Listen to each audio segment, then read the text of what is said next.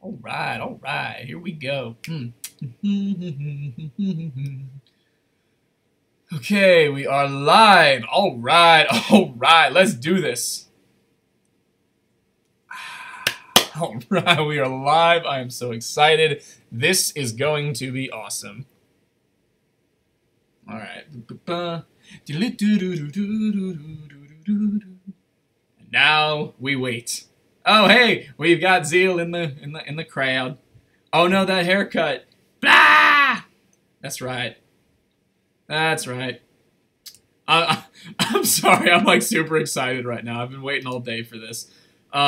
Those who have HaHcon is I hope you guys have been having a great HaHcon so far because this has been fantastic. I've been having so much fun. Hello, Pristine Revolver. Hello, Ruby. Hello, Luckrock. Let's have an awesome, awesome panel. Okay, so, yeah, so I have been gunning on about 4 hours of sleep, and I've been up for, let's see, about 9 hours now, maybe a little less. No, maybe a little more, excuse me. But yes, I've been looking forward to this. The panels that I've been seeing so far have been phenomenal this year. This has been a great con so far, so thank you guys very, very much. Let's see. All right. Yeah, exactly. So, wow, a lot of people have just kind of filed in. This is awesome. Thank you guys. Thank you. All right. The stream doesn't technically start for another, well, I mean, the allotted time that I have doesn't start for another 8, 7, 6, 5, 4, 3, 2, 1. Boom. All right. So, welcome aboard, everybody. Hello, hello. That a Pinky plush on the bed. You know, it's funny. I was wondering how long it was going to take for somebody to notice it. But yes, it is. This is one of the things I guess I can show off right here. All right. Yes, you do know Compy. Compy is a good friend of mine. And yeah, you did his art for him too. You get around, Ruby. But yeah, this is my this is the Ponkers plushie that I have. I won this in a raffle. I won this in a raffle a couple of years ago, and I love this thing. It's so soft, so cuddly, all that fun stuff. And I'm pretty sure later on in the stream, I'm going to get somebody else seeing the plushie too. So what I'm going to do is I'm going to set it back here and just completely ignore it until somebody else is like, is that a big Pinky plushie? It's probably okay, we're good. All right, let's see. Holy crap, did I make in time for the start of the stream? Yes, you did. We just started. Thank you. So, hello, everybody. Hello, everybody. I almost said hello, every guys. Welcome. I have been looking forward to this all day. Welcome to Show and Tell Memory Lane. For those who don't know me, my name is Do the Daring Do. Most people just call me Dewie. I am a musician in the fandom. I do a lot of rock, blues, acoustic, stuff like that. So that being said, I'm actually going to take a second to before we get into this and whatnot, I do want to shamelessly plug something real quick so I don't have to do it until the panel is over. So there's nothing in here right now. This is just an empty case. But this is the EP that I am currently working on. It's a pony-related EP. Like I said, there's no disc in it yet. But whenever I'm finally done with this, which will hopefully be within the next few weeks, definitely pick yourself a copy up because I've been working on these songs for a while. It's gonna be a ton of fun whenever this finally goes out. It's 5 songs, but if you get a physical copy, it's 5 songs plus 2 bonus tracks. So now that that is out of the way, I'll set that aside. And so, some of you may be a little confused as to what exactly this panel is. It is a glorified show and tell and story time. I am very, very blessed to say that I have been to quite a few conventions over the years, including pony and non-pony. I've been to almost 50. And I do count horses at home as one because this con is really, really special to me. So, to finally be a panelist on it is a huge honor, and I have been looking forward to this all day long. I've probably said that like 20 times now. But let's see, is that the same EP you were promoting with Luck at Nightmare Night Styles? Yes, it was. And I am so sorry it's been taking so long. It has been driving me crazy to get this thing off the ground. but the songs, you know, they still need a little bit more time. But they will hopefully be mixed, mastered, and out before HaHcon later this month. That's my goal, at least. So, anyways, like I was saying, this is not a music panel. You know, I may be a musician, but that's not why I'm here. This is a storytelling panel. This is a show and tell and a storytelling panel because I've been to a lot of cons over the years. I've been to my fair share of both pony and non-pony, and I can say pony is my personal favorite. And in that time, I have gotten my fair share of merchandise. And the funny thing is, a lot of this isn't like what you would call swag or anything like that. This is stuff, a lot of this I have found at conventions. These are like little knick-knack items that don't really mean a whole lot without explanation behind them. So the whole purpose of this panel for me is I'm just going to show off a bunch of stuff on here and just share some fun stories about all the fun that we've had at conventions. So that's pretty much the long and short of it, and I'm going to go ahead and get right into it. And if you guys have any questions along the way, please hit me up. Because I love talking to you, and I have been dying to get this. I have been dying to get this panel going. Let's see where to start. Oh, also, big disclaimer, I guess. Not all of this stuff is from conventions. A lot of this is from conventions, but this is also stuff I've just found over the years, be it at like my meetups or just whatever. But everything in here is pony related in some way, shape, or form. Also, just real quick, I want to make sure, can you guys hear me okay? Just yes, if everything's coming clear, yada, yada, yada. It should be fine. I did some tests beforehand, but hey, you never know. So just let me know. Let me make sure you guys can hear me okay. Wow, we've got 25 people in here already. That's awesome. Thank you, guys. I am so happy to get this going. Question is where to start, because I've built myself a bit of a mountain here. Okay, so I'll start small. And for those of you who came to the test streams a couple days ago, you'll see some of this stuff again. First off, I'm going to show this off. This is for those of you who know who Silver Slinger is. Love the dude to death. He's got some great stuff. This is a Starlight Glimmer necklace that a friend of mine actually got me for my birthday when we went to HaHcon together. This is actually because HaHcon was in April. My birthday is not till June. So he managed to hide this from me for about 2 months until he finally gave it to me, which, hey, mate, props to him. But no, I wear this thing all the time. I would be wearing it right now, but honestly, it's really pointy. I don't know if you can really see it from here, but this thing has jabbed the crap out of me on quite a few occasions, more than I care to say. So I'm just kind of showing it off right now instead of wearing it and risking impalement as I try and maneuver and get this stuff. So there's the fun necklace. Let's see. I cannot for the life of me remember the artist, and I feel so bad. But this is I'm a huge Wonderbolts fanatic. I love the bolts. And somebody had this at one of the cons, and I loved it. This is a great...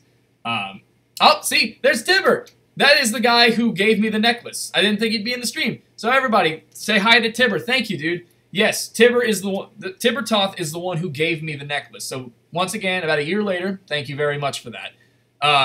So yeah, this is a really gorgeous Wonderbolt Shadow Bolts piece. I'm trying to fly as quickly as I can into this. Let's see. So I actually got this the other day. I haven't really. Sophie Cabra, I love. Is that who that is? Okay, like again, I feel awful that I can't remember who the artist is. But I saw that piece and I was like, oh my god, this is awesome. I have to get that. But so, yes, thank you for filling in the blank on that. It is a phenomenal piece. I loved it. And like I said, I'm a huge Wonderbolts fan. So I grabbed that like in a heartbeat. So yeah, this is something from the MLP movie. I have not opened this yet, actually. I'm kind of scared too because it's like, you know, this is really nice to me. But so yeah, this is an exclusive that I think they sell at Walmart, I think. But it's got a cool little water bottle in it. So there's that from the movie. The main thing from the movie that I wanted to show off is the cup and the popcorn bowl that popcorn bucket, excuse me, that we got at the movie theater, because we went to go see the MLP movie on the Thursday night before it released all across. And for those who don't know, I've said this in the other streams, but the movie, I absolutely adored it. I love it. I love it. I love it. It's everything I wanted it to be and then some. God, it was such a good movie, and I'll wholeheartedly admit I got really emotional during it. And the funny thing is, it's the only movie that I saw all throughout all of 2017. So I'm trying to fly through some of this stuff as quickly as I can. I don't know if I'm going to be able to. There's no way I'm going to get to all this in just an hour. I don't know how the con is about. I don't know how they're going to be about going past an hour. But we'll see what you guys think. If you guys want me to keep going, I will. But I don't want to step on anyone else's. I don't want to step on anyone else's toes. But yes, there's this.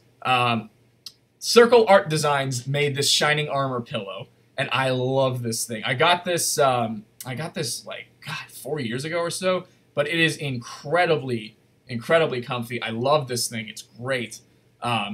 Check them out. Circle Art Designs is such a great group of people. Love them to death. They're absolute sweethearts, and I always make sure to say hi to them at conventions.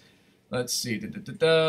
Oh, panel. 2 other panels still running. LOL, that pillow. And yes, it is a butt pillow. Yes, it is. By the way, hi, Ruby. Welcome to the RUBI. Welcome to the stream. Hope you have fun. A fan actually made this for me. About 4 years ago or so, and this, for those who don't know, this is actually my personal logo, as it is compared to what's going to be on the EP, which the EP is called Do the Daring Do, by the way. Super creative with the title, I know, right? And yes, Shining Butt is very comfy. So, fan made this for me. I've had it ever since. I love this thing. I usually just have it just hanging up on my wall up here. This is like completely there's not really a whole lot of none of this has been scripted. I'm just like, I'm picking stuff off like this, let's show this. This is a bucket of all of the lanyards. I don't want to open it up or else they'll get everywhere, but this is actually a bunch of the lanyards that I have collected over the years that are to do with ponies. There's 2 BronyCon lanyards in here, one blue and one orange, because a friend of mine, Rowan, went to BronyCon before we got to, and he came back with a literal box of lanyards and was like, hey, you guys want some? I was like, yes, please. So I grabbed one blue one and one orange one. Okay, so there's some fun stuff in here. And as I get into this, there's going to be like slips of paper that was like, why would I have this in here? But you'll see. So there's a cute little Fluttershy, I don't know. Can someone please help me out? What do you call this? I've been referring to it as bead art, and I know that's like more than likely horrifically incorrect, and I feel so bad for that. Also, I'm turning my brightness down. There we go. So there's that. Oh, so I actually just recently stopped using pixel art. Thank you, pixel art. I don't know why I was blanking on that. I kept calling it bead art. This is a coaster. A Wonderbolt, again, Wonderbolt fan. This is a coaster that I got at a Midwest Brony Fest from somebody, and I actually have been using this for a while, but it started to get a little weathered, and I was like, I don't want to lose the design or anything, so it's just gonna stay in this bucket. You could say it's been retired, I suppose. Let's see. Since everything is online, we don't have to worry about how long things run. I mean, if that's true, okay. But it's like if somebody comes in like, hey, you need to stop the panel, I'm going to stop it. But I would love to keep this going for as long as I can. I'll leave it up. I'll completely leave it up to you guys. So long as you're entertained, that's fine. And that's the funny thing is, like, I have done a lot of panels throughout the years at conventions, and that's nothing new to me. But what is new to me is live streaming. This is, aside from like 2 test runs I did, this is technically the first public live stream I've ever done. And I felt like Horses at Home was a great excuse to get into that. So hope you guys have fun, because I've been pretty hyped for this. So some other little silly things. I've had this since the first year. For those that went to Nightmare Nights, you've probably seen this the I Survived Nightmare Nights Dallas sticker. This was something that I got in year 1, back in 2013, which, fun fact, was the only Nightmare Nights that was in October, and not, I mean, excuse me, it was the only Nightmare Nights that wasn't in October. The first Nightmare Nights was actually in November, which was, caught a lot of people off guard and whatnot, but, you know, years 2 through 5 to the end, they were all in October. Yes, excuse me. So yeah, I Survived the Nightmare Nights thing. Again, I'm not going to show everything. So, okay, yeah, I remember this. This is whenever, see, last year was my first BronyCon. I was very excited to go, as, you know, finally got to go to Horse Mecca, as my friends and I have called it, post-Halloween Con 2013. Basically, yeah, but, I kind of have this bound together by a paperclip, but, I can't remember what the con referred to this as, but it's kind of like a little something you can put with your badge that, it is, like, it has three parts. It has yellow, red, and green, and it basically is like their way of saying, it's like, green means I'm very sociable, you can come talk to me, you can immediately say hi. Yellow means be a little cautious, I guess, and red, I mean, in the nicest way possible, is please don't talk to me. But yeah, so there's that. Right, R.I.P. BronyCon. I never got to go to BronyCon. I heard great things about it, but I never got to see it. Also, hello to Balto. I am very happy that you got here. Speaking of which, Balto is a very good friend of mine who I got to meet for the first time at BronyCon. Which, speaking of which, is a BronyCon temporary tattoo that I never used. I don't want to use it because it'll go away in like a day. So let's see. There's a bunch of just we're getting into just a bunch of stuff that's like totally random, like little Derpy Hooves coasters. I got these at Nightmare Nights. So I thought these were super cute. They were just scattered throughout Nightmare Nights in year 2, so I grabbed a couple. Let's see. Like I said, I'm not gonna show everything, but I'm gonna put this one. I'm gonna put this one to the side for a bit, so I'm not fumbling through the same bucket for like, you know, 15 minutes. Okay, so this is a fun one. And I do have these organized, specifically for different things. This is what I call the travel bucket.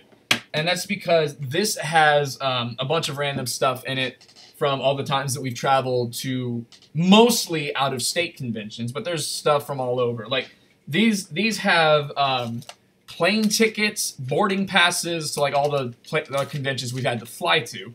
What's funny is this first one for Virgin America is not mine. If Tibber, if you're still in the chat, this is your boarding pass. This is your ticket. You left this at my house. So I was like, I don't want to throw it away, so I kept it in here. But yeah, there's all sorts of tickets from the various cons we've gone to. This was for whenever we went to last year's BabsCon. We've been to, my friends and I, we've been to 3 BabsCons. We've been to 2015, 16, 17, and if all goes well, I will be going to 2008, going to this year in a couple of weeks. Let's see. Can we get a special appearance by the alpaca from yesterday? Oh, you mean that one? The alpaca that's just kind of chilling there? I mean, let's see. Yo, shout outs to the Brony fan, fair share. Oh, thank you. Yes, this is actually one of my favorite pony shirts that I have. This is a shirt from Brony Fanfare, which was a convention in Austin, Texas, which retired back in 2000. The final year was 2014. I went to 2013 and 14. I didn't go to 12, but the 2 that I got to go to were a lot of fun. I'll get into stories in that later. So yeah, a lot of these are just random boarding passes and tickets from anywhere, like the 3 BabsCons we've been to. BronyCon is in here somewhere. And those are the only cons we've flown to. We road tripped it to Midwest Brony Fest in Kansas City back in 2016, which was a lot of fun.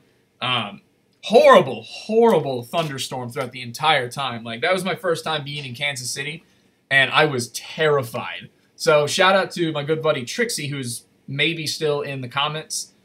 still in the chat because he got us to Midwest Brony Fest in one piece because he's a pretty good driver. But like as soon as we got into the Kansas City city limits, it's like a massive downpour, and I'm just like, oh my god, this is terrifying me because like I'm a pretty conservative driver, but I can guarantee you, like if I was behind the wheel, we would have wrecked like 20 times during that.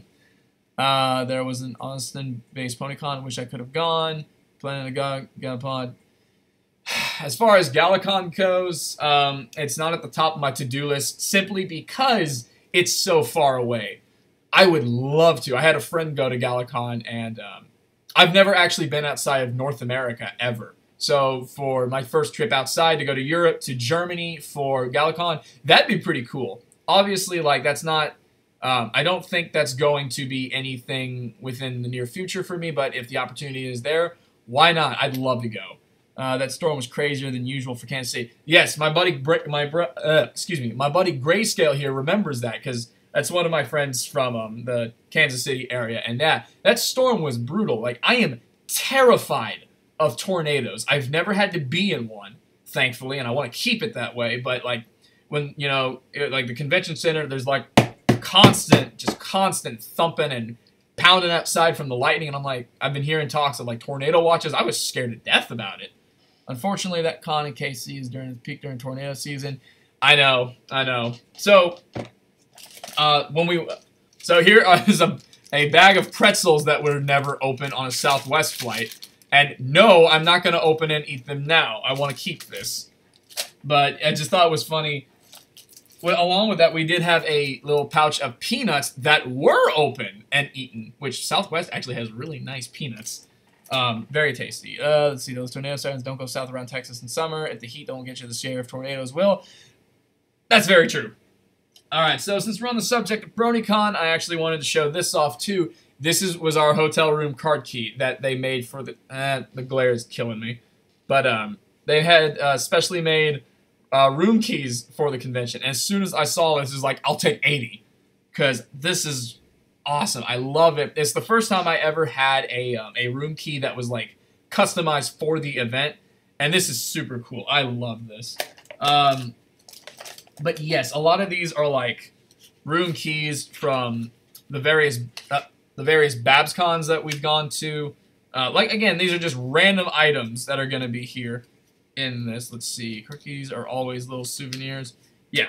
I like taking this stuff as because I'm a very, very nostalgic person. I'm very reminiscent about stuff. Like, I'm the kind of guy who, and I've done this many, many times. You can ask my friends. I'm the kind of guy who will drive to a hotel when nothing is going on simply to reminisce about the conventions that I have attended there. And I've done that many, many times. It's nothing new. And, I mean, it makes me feel really good. Oh, God. So, there's a lot of... Oh, this is one of the Southwest pamphlets. Oh, two of them, actually. I got them paper clipped. So these are the Southwest American flights that we had. Southwest is very good. If you can fly them, fly them. I like Southwest and American. The only two airlines I've had problems with, and I am not flying again, are Spirit and United. Because both of them screwed me over. Well, especially United screwed me over pretty bad during our one of our BabsCon trips. So, I mean, that's pretty much... I can go through this one later on if you guys want me to, but that's pretty much the... Let's see. So to get those key cards, do you have to order the room badges, diamond badges at BronyCon? Oh, no. There's no diamond badge or anything like that. It's just when we checked into the room, when we first got there, they were just like, okay, well, since you're here for the convention, you get a special room key. And we saw these and we're like, oh my god, these are adorable. We'll take 1 billion of them. I'm going to get to this bucket later. This is very important to me. So, taking a break from convention stuff, actually, I love this.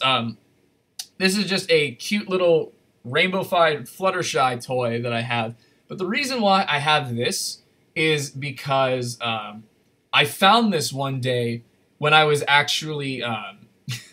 when I was leaving Guitar Center. I was going for some music gear and whatnot.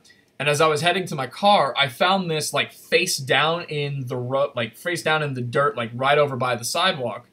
And it was just, the mane was all messed up. It had dirt all in it. It looked a horrible mess.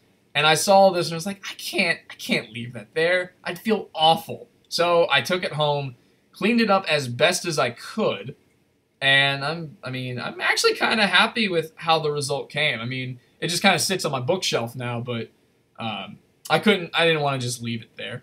Let's see, Southwest kind of screwed me out of $100 and they're still best airline. Who would throw away Fluttershy? That's an excellent question, but it's just, I found this out right outside Guitar Center, like face down in the mud, main's all frayed and messed up. And I was like, oh, that's terrible. You're coming with me. So I took it home and, well, here it is. So, let's see. Oh, so I'll show these off real quick. This is going to be very simple and quick. These are just some cool cards that I have. For those who don't know, I am a massive, massive Starlight Glimmer fan, in case you couldn't tell by the necklace. But I love, love, love Kelly Sheridan, and I got her to sign, God, the glare is killing me. I got her to sign the Starlight Glimmer card. It just basically says on it, "Great to see you again, Daring Do, Kelly Sheridan, P.S. Quiet! Teehee." Kelly is wonderful. In fact, here is a very, very fun Kelly Sheridan story. So she was one of the guests at year 4 of Nightmare Nights. If you guys remember, whenever that was, whenever she did that.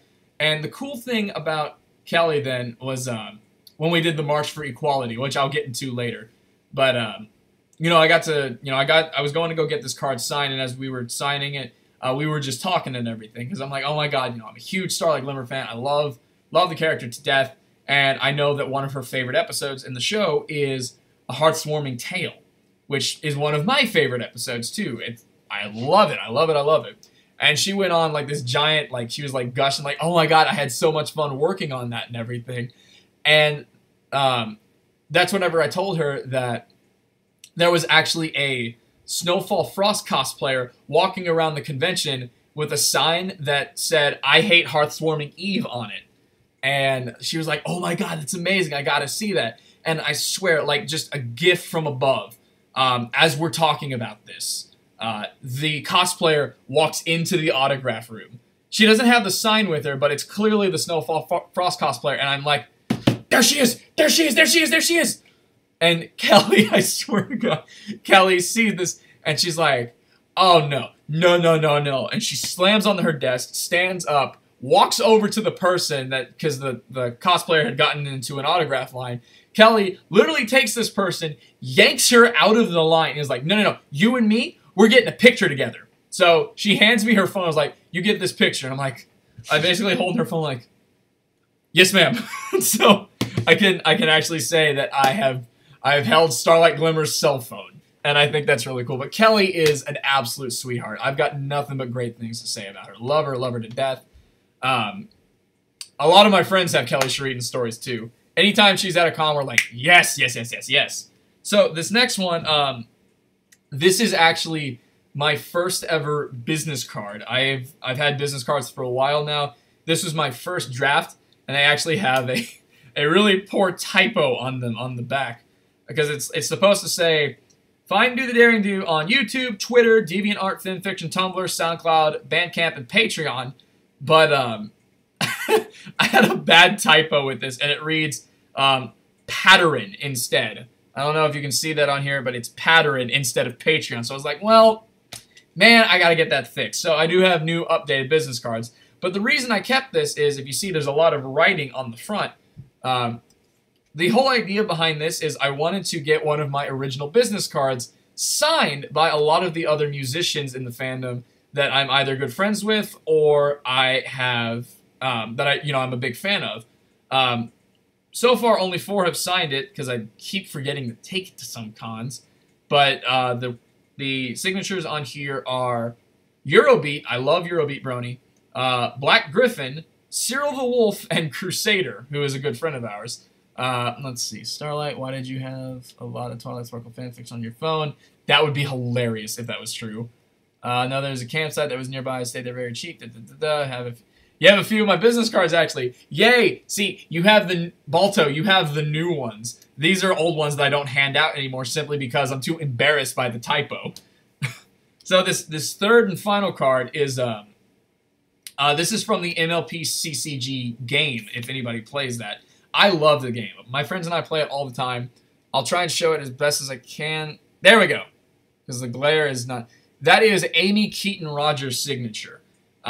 This is the song card, We'll Make Our Mark, which is one of my favorite songs in the whole show. Crusaders of the Lost Mark is my favorite episode in the whole show. I can't... It is like the only episode I will refuse to watch with others, simply because it's a guaranteed Dewie will cry, which I absolutely do. But yeah, she signed this. The card itself I have used, but definitely not that one. But it does have Amy's signature on it.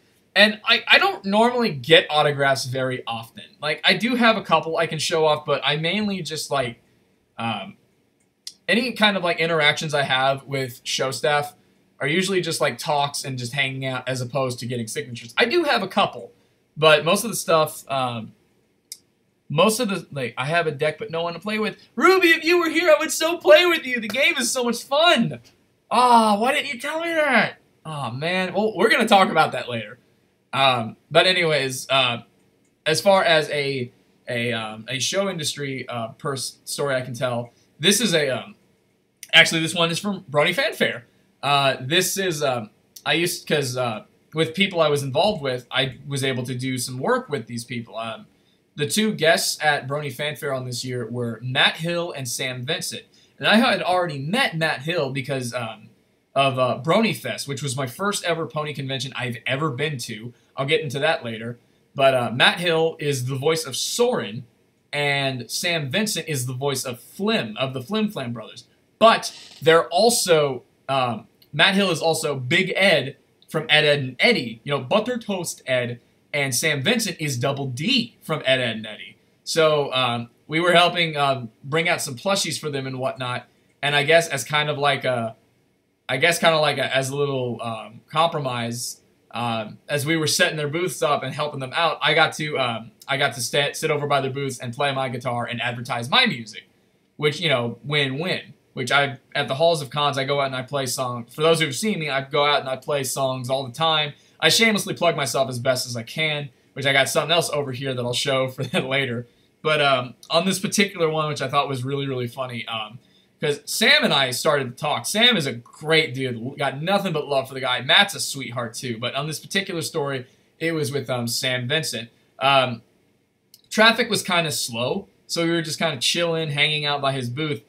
And I remember him telling me this story about something that happened at a past convention. It wasn't a pony convention, but basically what the whole thing was is if you... And you know, this is true, is if you pay a voice actor, I think usually the rate is like $10 or so. For like $10, they will record either a voicemail or just leave you a message or talk to you on the phone in the voice of whatever character you want. And at this particular convention, a guy went up to Sam and was like, so my friend who couldn't be at this convention is a huge, huge Double D fan. Is there any way I could pay you to call him and leave him a voicemail in your Double D voice? And he's like, yeah, sure, that's fine. And so, you know, he pays him the money and they get his phone and they call the friend, but what they weren't expecting was the friend actually picked up. He answered the phone. So instead of leaving a voicemail, he just decided to talk to him in his Double D voice. It's like, oh, hey, you know, this is Double D, yada, yada, yada. He was just kind of having a conversation with them. And, of course, like, the friend who's setting this up to begin with is just standing right there in front of him, like, probably thinking his friend is losing his mind, fanboying on the other end of the phone. And eventually the person that's getting called hangs up, and then there's, like, you know, I think he said, like, 10 seconds of silence. And then his phone goes off, the friend who orchestrated it. His phone goes off, and it's his friend that Sam just called. And he's like, hello? And he's like, oh my god, dude, you're not going to believe this. Some guy just called me doing a terrible impersonation of Double D, which I thought was hysterical. Oh my goodness, that's so funny. That's like the story about how Charlie Chaplin got 3rd place in a Charlie Chaplin lookalike contest. And Sam loved telling that story. That was so funny. I think that was hysterical. And the funny thing is, he used a much different word than terrible, but I'd rather, like, I submitted this panel as G-rated, so I'm going to keep it clean. But no, I think that story is hysterical with that. I'm gonna catch up in the comments here. Let's see. I'd rather get pictures and guess. Yeah, yeah, yeah. Gotta get a Larry do. Hope catch another die. Have fun, my dude. All right. See you, Rhetorical. Thank you for coming out. Great job. Thank you for coming out. Everybody say bye to him in case, you know, we haven't already missed our window of opportunity. So this one, I'll take this super quick. For those who know who Chocolate Pony is, I love his stuff. This is great. He makes these badges that are like, you know, really, really well made. But I've got most of his collection.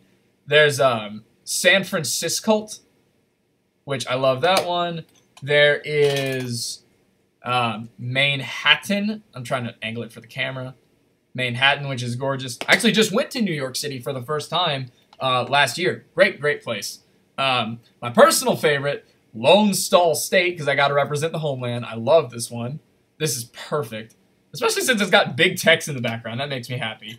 When I was in BronyCon, I picked up Baltimore for very fitting reasons. I'm trying to show it off as best as I can. Ugh. There we go. So there's that. And last but not least is the most recent one I got, and I think this is his newest one too, was Los Alicornos for Los Angeles. He debuted this at Equestria LA last year. Let's see. So there's only one more that I haven't gotten, and that's Seattle, which whenever I go to Everfree Northwest later this year, I'm hoping to pick that up and finally complete the collection of the pony ones. So I don't really have anything I'm going to do with these, but I do love to collect them.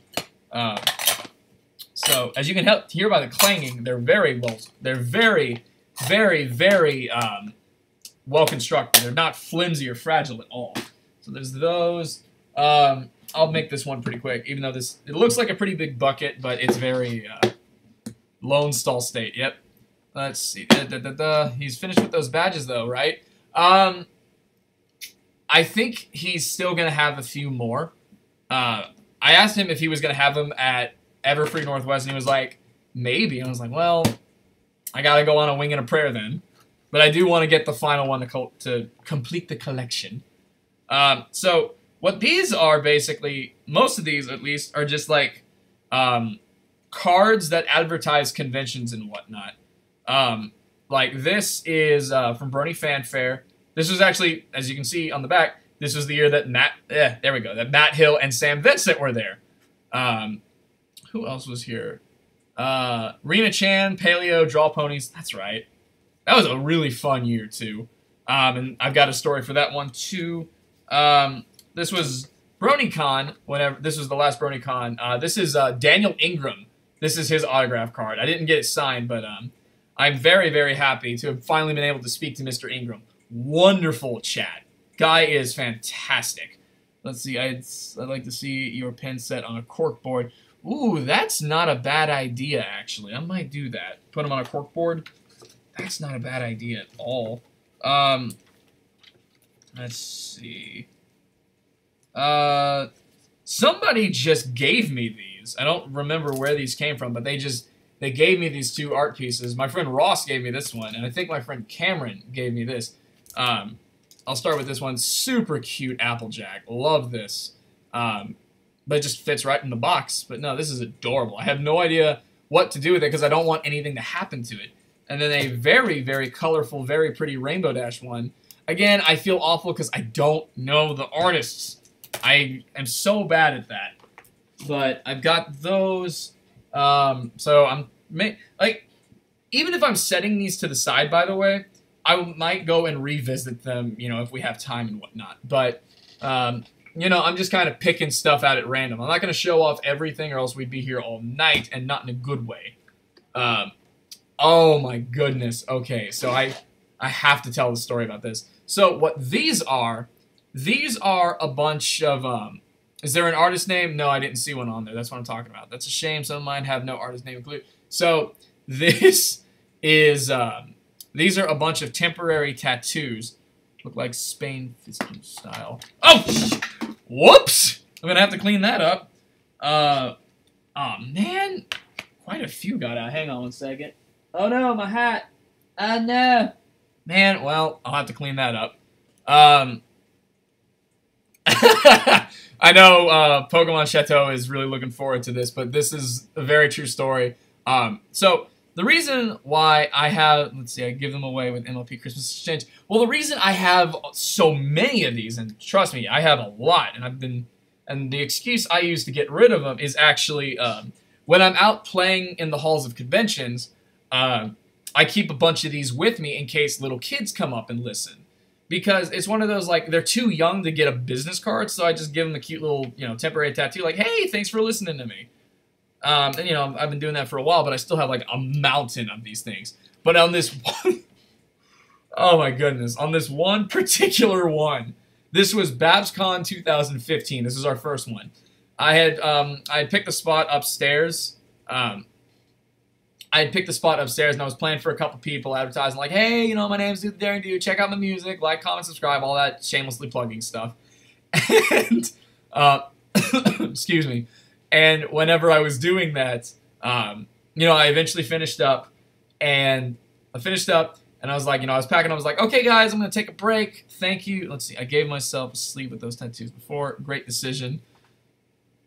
I might do that, actually. I might make a sleeve out of those, because I've got millions, and I want to get rid of them. So I just, give them to kids. But, I remember, so I was packing up my stuff. I was packing up my stuff and whatnot. Okay. Sorry. I was packing up my stuff, and I was telling everybody, like, hey, I'll be back later. Thank you for listening. So, got my guitar over my shoulder, and I'm heading towards the escalator, because I want to go get some food. I want to go downstairs and get some food. And as I'm walking, there is this, oh my goodness, like the most precious, most adorable Princess Twilight Sparkle cosplayer. Little girl couldn't have been any older than like 8, but she had like the cutest, most adorable little Princess Twilight cosplay going on. She was just walking with her dad, and I'm just like, oh my god, that's so cute. So, I go up to her father and I ask her, excuse me, sir, your daughter has an incredibly adorable cosplay. Can I please take her picture? He's like, yeah, sure, that's fine. So, I let the little girl know. So, I just want to take a picture of your cute cosplay real quick. And so she's like, okay. And she does like a really, she really half does the pose and stuff. She clearly doesn't want to be there. She clearly doesn't want, she doesn't want anybody near her. Kind of sassy, whatever. But I'm just like, I'm trying to struggle to get her picture taken. And I'm just like, please, can you just look at the camera for like 2 seconds, And eventually, I finally get a good enough pic where I'm like, okay, good enough. So I thank her, and I thank her father again. It's like, thank you for letting me take the picture. And then, I head towards the escalator. And as I'm going down, turns out that they're behind me. They're going downstairs too. And they're going downstairs too. And I turn around and I'm like, oh, okay, well, I've got a long escalator ride with me, ahead of me, and I've got people that I just got done saying goodbye to. So I'm like, what should I do? So I reach into my pouch and pull out one of these. It was actually Fluttershy. But I pull out my handy-dandy temporary tattoo, and I hand it to the little girl. It's just kind of like a way to sweeten the deal and be like, oh, sweetie, thank you very much for letting me take your picture. I really appreciate it. And I swear to God, she takes the tattoo, looks at it, looks back up at me, looks back down at the tattoo, and then looks back up at me. And in the most serious tone you can imagine, she goes, why'd you give me Fluttershy? I couldn't believe it. I was so taken back by just the sass on this little 8-year-old. I was like, oh my god. That is so, so funny. So, that's pretty much the main story behind these tattoos and everything. But the funny thing is like, when we went to BabsCon the next year, I saw her again and I was like, I'm not going over there. She hurt my feelings last time. So, very, very awkward with that. Excuse me. So I'm going to set that down. I'm going to clean up the mess that I made. She does just the seriousness. Why'd you give me Fluttershy? Not even an, oh my god, thank you. Which why I will admit I was bracing for, because it's a little kid. They're excited for that stuff. I don't want to get these out because I don't want to disorganize them. But these are some of the dog tags that I have collected. Like I have the Daring Do one that I keep to wear, but like all the other ones, I kind of check them off as I go. I just kind of have them in these little things. Not really much to say about that other than I just collect the dog tags. This is what I call the Rainbow Dash bucket, because all of this is really just I don't even really have to open it. It's just a bunch of Rainbow Dash stuff. A belt that somebody got me for my birthday. This thing right here, this little silver circle. It's actually a shot glass. When you pull it out, here, I'll show you guys. Yeah, this is a shot glass. So when you, I haven't used this in a while. Bear with me. Oh yeah. So so when you pop this top off, you can pull that out, and look, it's a little shot glass now. Ugh. I've never actually drank it out of this because the metallic smell to it probably makes your drink taste really, really bad. But you know, I proudly sponsored by Tupperware. No, I keep this. It's cute. I like it, but I'm not gonna drink out of this. Again, the metal. Let's see. Oh, so I have this. This is the first pony-related phone case I've ever had. Yes, the Rainbow Dash bucket. How does one obtain said bucket? You don't. It's mine. But I had this when I had an iPhone 4, and I got this at BronyFest. There's a pony for that. This was really, really fun. This was my cover for years. Not really much else to say on that. Oh my goodness, there's plenty to say about this though. Tell me, my friends, do you recognize this? My God, this is so long ago. This was like an entire era of my time in this fandom. Like, I wore this necklace everywhere I went. I had this from like 2013 to 2015, which I mean may not sound too long, but like, man, I wore this everywhere I went. This was like an entire era for me. And then eventually it broke in San Francisco, which I'm like, I was so devastated and heartbroken, but I saved the medallion part and I kept it in here. How is that related to Rainbow Dash? Oh, it's related to Rainbow Dash because it's kind of hard to see, but there's Rainbow Dash's picture on the shot thing. I don't know if you can see it, but it's Rainbow Dash. With this, dude, I remember that commercial. Yeah. I had this thing for years, and I would never, ever get rid of it. Let's see. Oh, this is just I don't even remember where I got this. What are these things? What are these things called again? These are like, I think, aren't these called like, I've heard them called wrist slappers, I believe, but like basically it's exactly what it sounds like. You just take it, and you just slap it on your wrist like that. It has a name, but I can't for the life of me know. I got this at one of our meetups. I don't remember which one specifically. This was a long time ago, but I like to pull it out and just go, ow. Snap bands. Thank you. Thank you, thank you, thank you.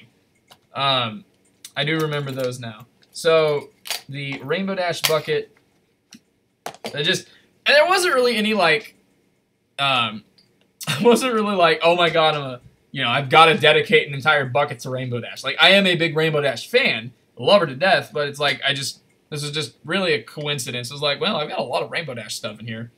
Why not? So, made a little bucket out of that. Let's see, what?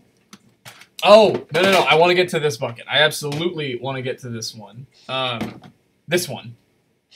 There's a lot of fun stuff in here. Let's see if I can clear a bit of space for it. Okay, so, this one, I have all kinds of, this is like random stuff. Like, there's not any like con official stuff, but these are like random things that I've gotten, like stuff scribbled down on paper.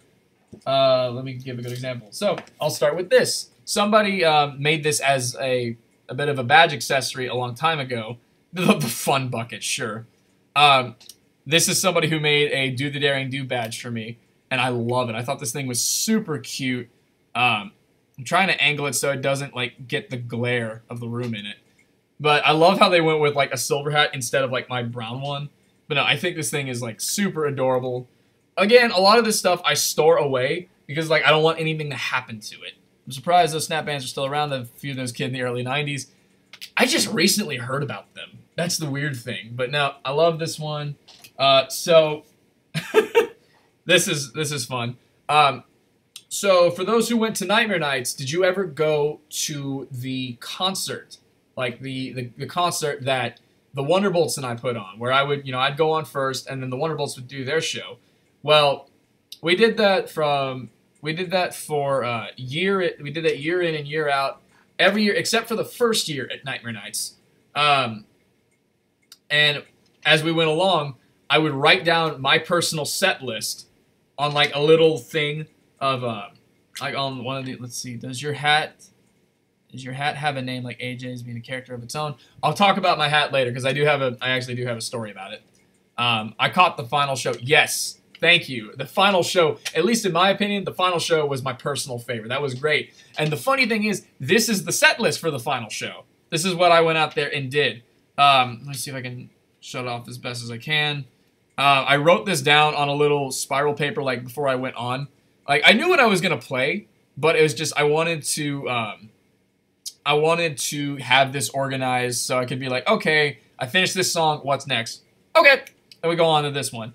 But a lot of these this is a combination of originals and covers, like songs that I've written. I opened with the Nightmare Nights theme, which is actually a song that I did for the convention, Nightmare Nights. You can actually check it out on my channel. That went over very, very well. I opened with that. I did Flyaloo. The songs Flyaloo, Keep It Love, and Glimmer are 3 songs that are on my EP. So look forward to those, like full band versions of those, very, very soon. Wink, wink. I can't wink to save my life. But I also did covers of, I did 1000 Miles by Forever Free Brony, which I love that song. You can see a cover of it on my channel as well.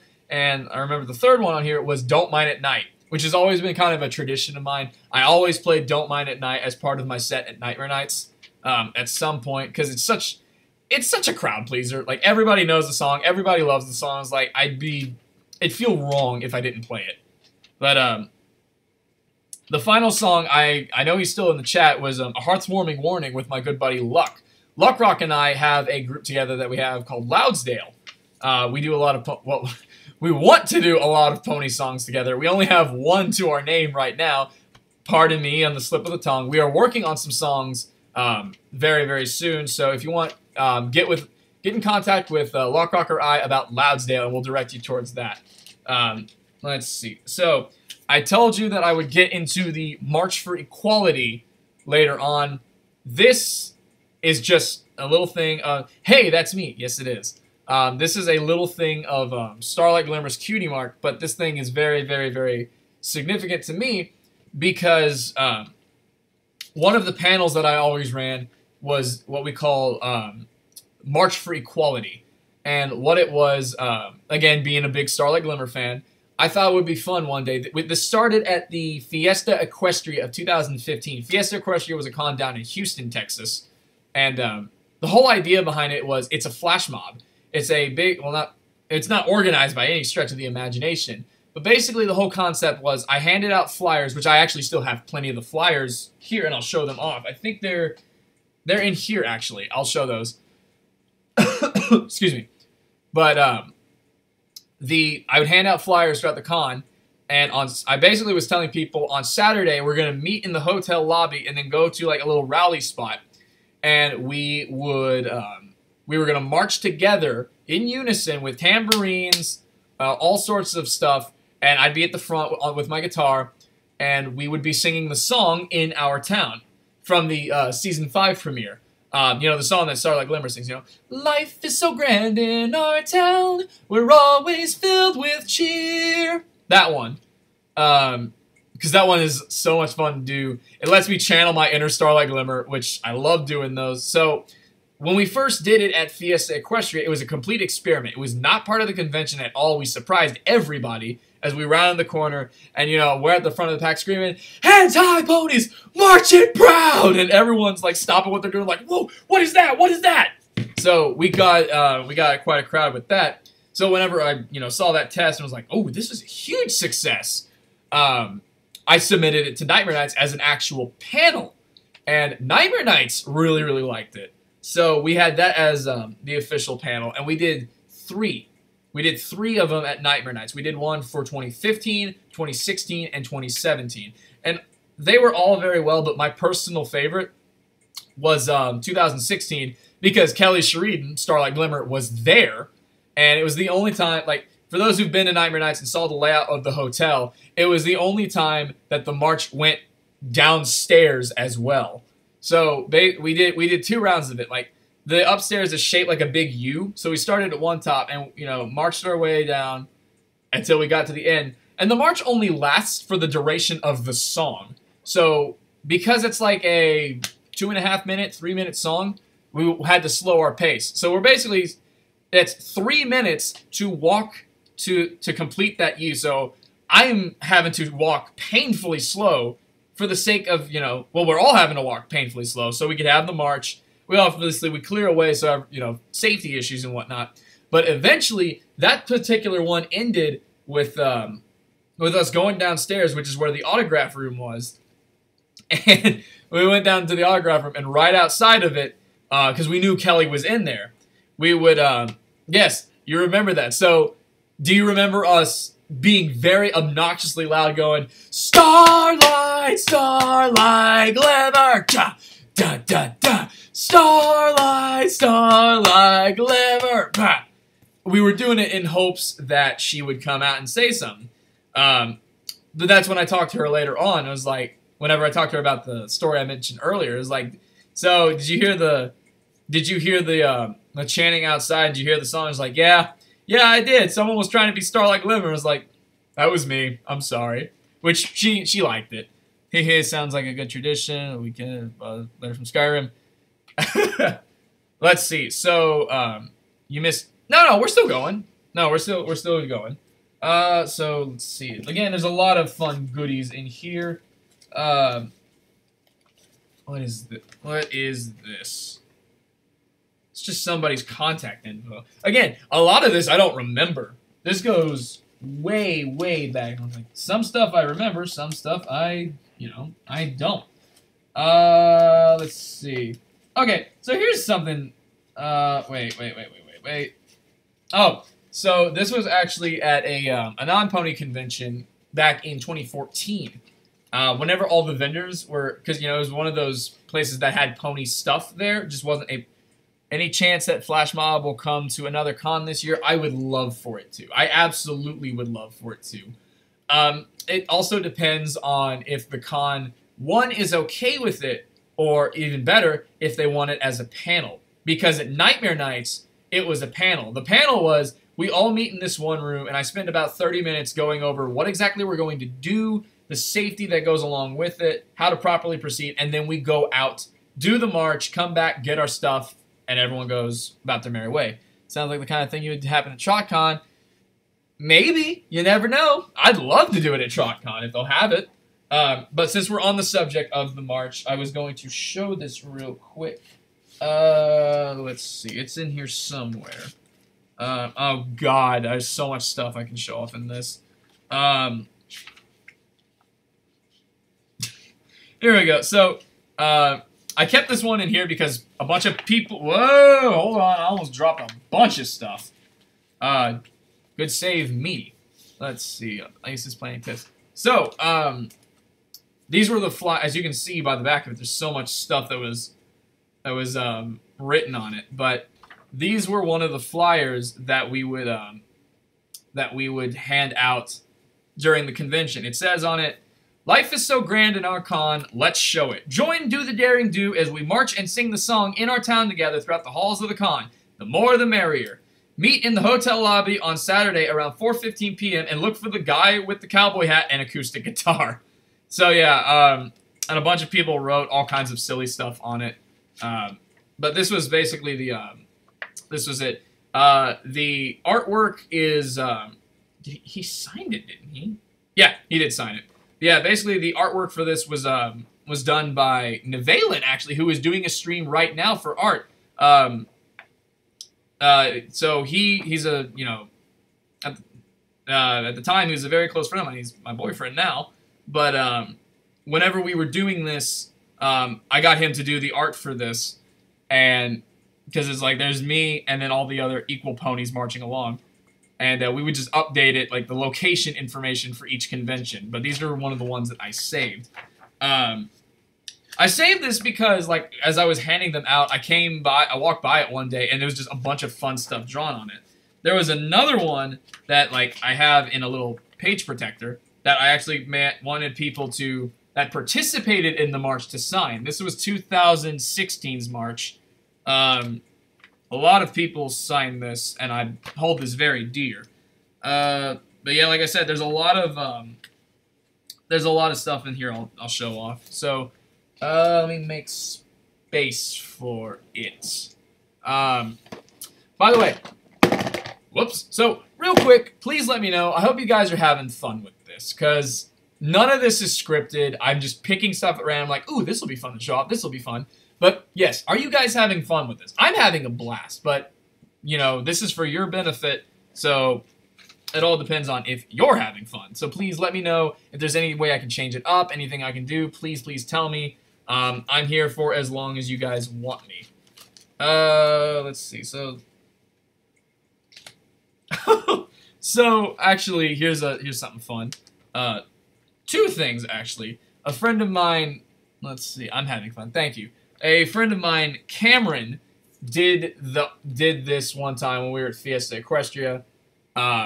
There's a cute little comic strip that he made for me, and I loved it. God, I haven't seen this thing in forever. It says, because it's done like Mountain Dew's logo, but it's Do the Daring Do.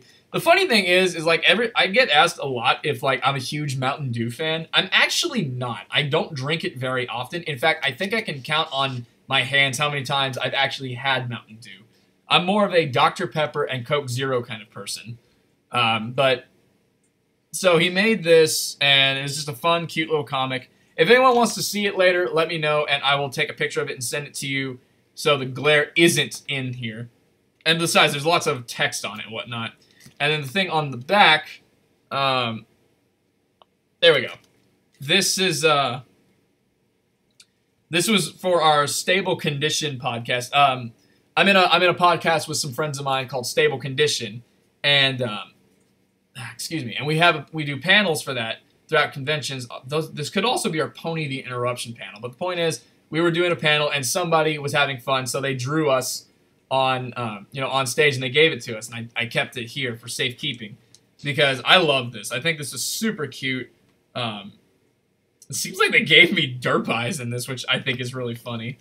So let's see. Oh, I love this. This was a flyer for the Nightmare Nights concert that we put on. Okay, Meatloaf, I'll send it to you later. This was the concert that we put on because the Wonderbolts are very, very good friends of mine. We talk a lot, and we always like do the show at Nightmare Nights. And our good buddy Steel Chords joined us as well. Steel Chords is a very good friend of mine. But basically, the whole lineup was like, I'd open up, and then the Wonderbolts would go on, and then we just we brought on Steel for a couple of songs, and we just had a ton of fun with it. Wait, hair conditioner? I'm sorry, I'm confused. But yes, so we had this, Steel Cores, My Pony Rock Friday. I can't, this was 2015, I just remembered. This was the year 2015. But yeah, we would just hand out flyers for that. Let's see. Again, a lot of these are just, oh, wow. See the stuff I can show off. Again, a lot of this I'm seeing for the first time in a very long time. Okay, so I can show this one off. Because, okay, so, this is an artist friend of mine, Cynthia. We always make sure to say hi to her at conventions and whatnot. She's an absolute sweetheart. But she was the first one to ever do a picture of my OC 3-string. So this was the first one I ever got to have, and I hold this one very, very, very near and dear. I keep it in here. Let's see what else. So, God, there's so much stuff in here. Okay, so I definitely want to show this off. So obviously, for those that went, the final Nightmare Nights was extremely emotional. Like, I'll be completely front. I cried constantly when it was over. It was very, very emotional. We went out with such a bang. And I met somebody who attended some of the panels that I hosted. I don't know if she is in the chat right now, but someone who goes by Kiani Kitty on YouTube came up to me and gave me this. She drew this for me, and I loved it. I gave her a big hug. I was so thankful. This is adorable. I love it. I love it. I love it. There we go. I love it. I love it. I love it. Very, very talented with it.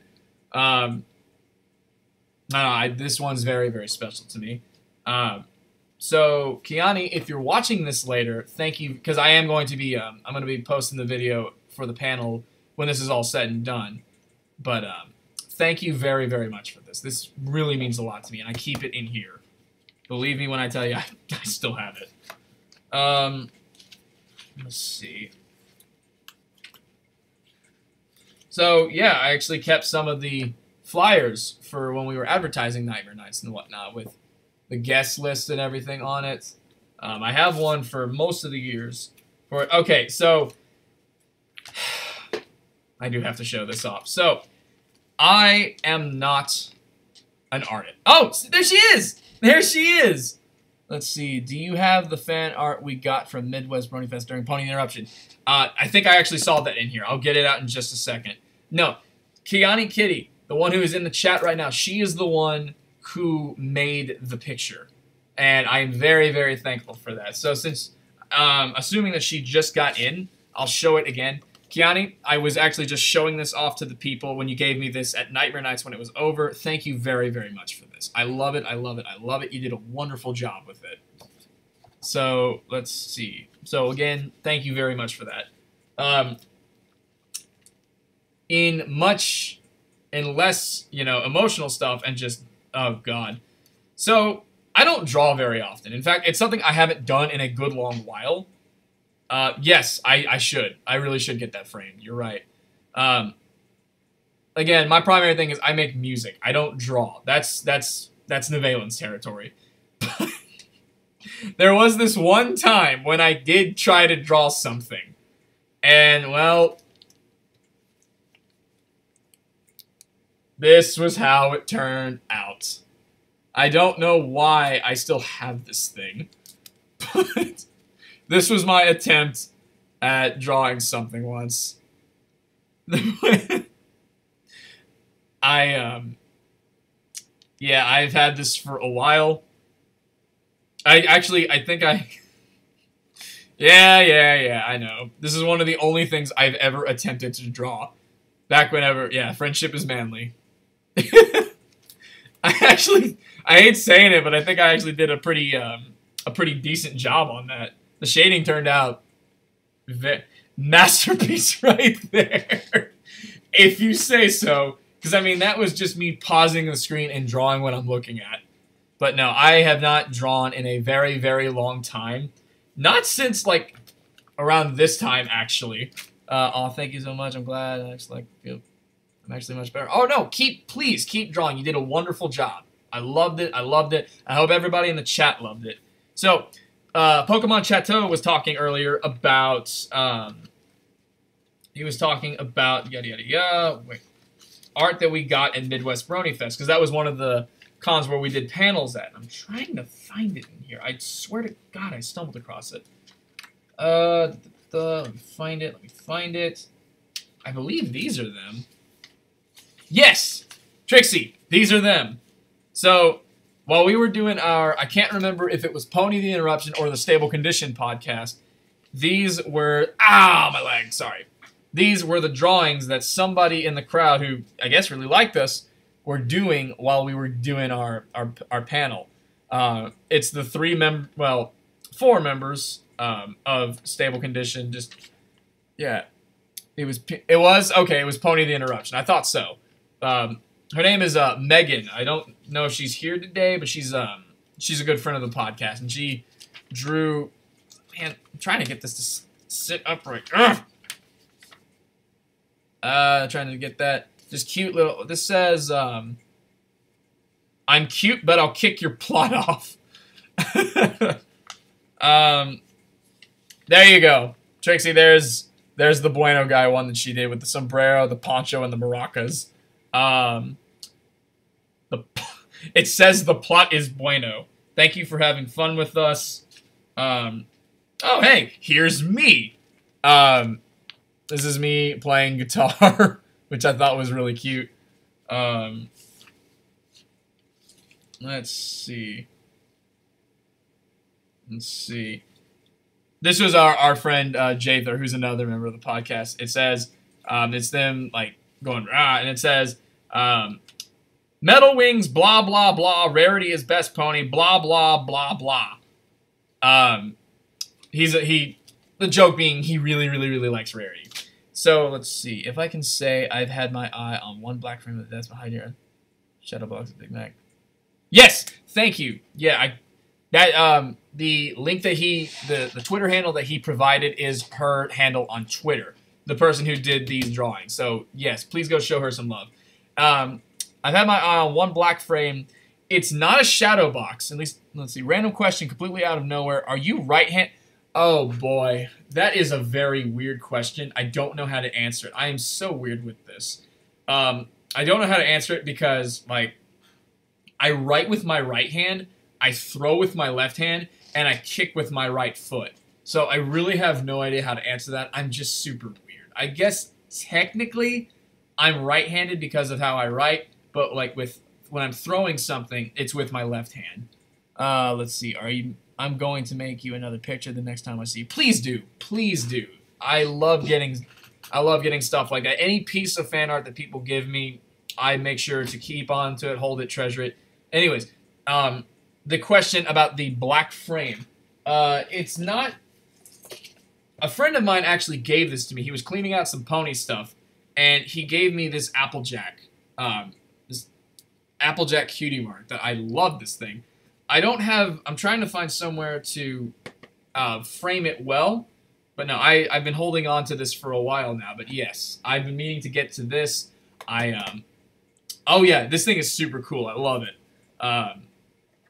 It's just Applejack's cutie mark, and I love me some Applejack. So I was like, I mean, I'll take it off your hands. Also, that is a sick cutie mark frame. I know, right? Hey, I gave that to you. Yes. Yes, you did. So yes, thank you for that.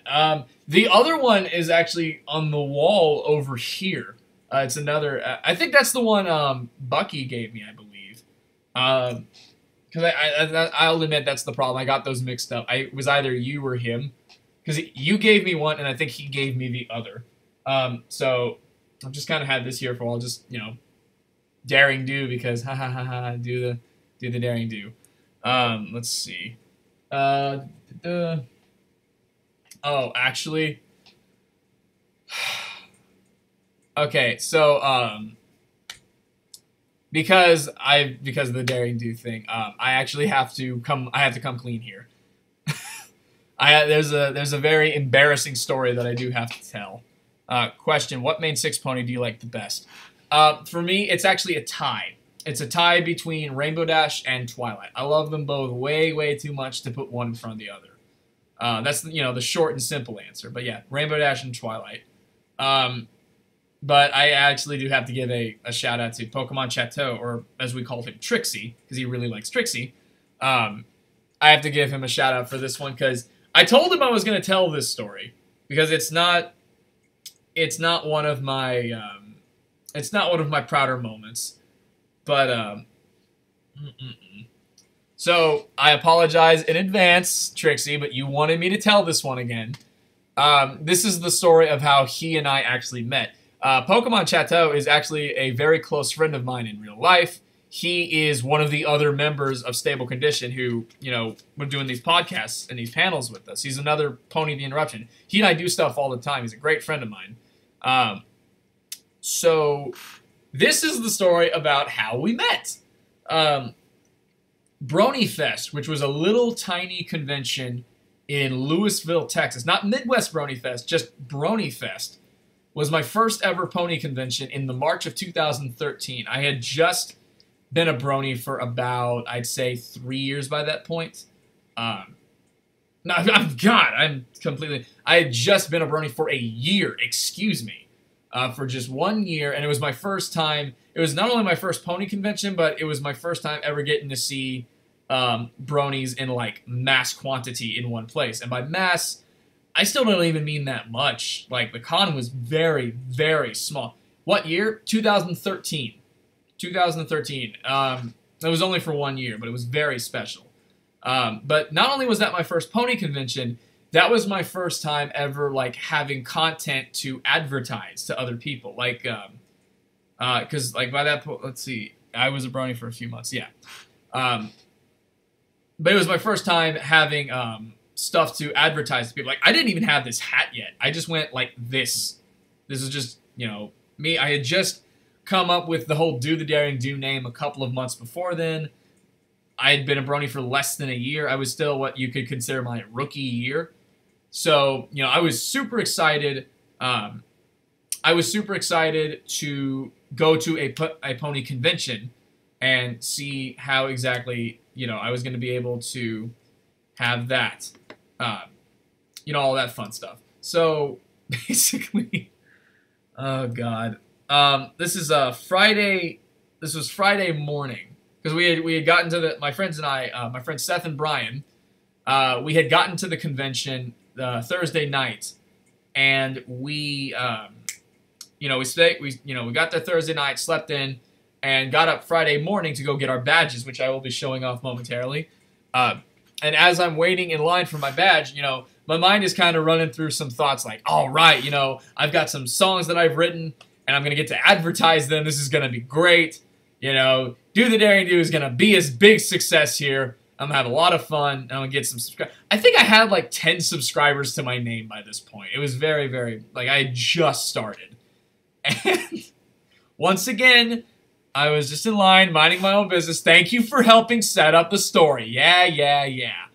But, so I was in very good spirits. I was hyped. I was excited. I was feeling good about myself. I was like, all right, I'm going to advertise to people even though I've never advertised content in my life. And trust me, this shows.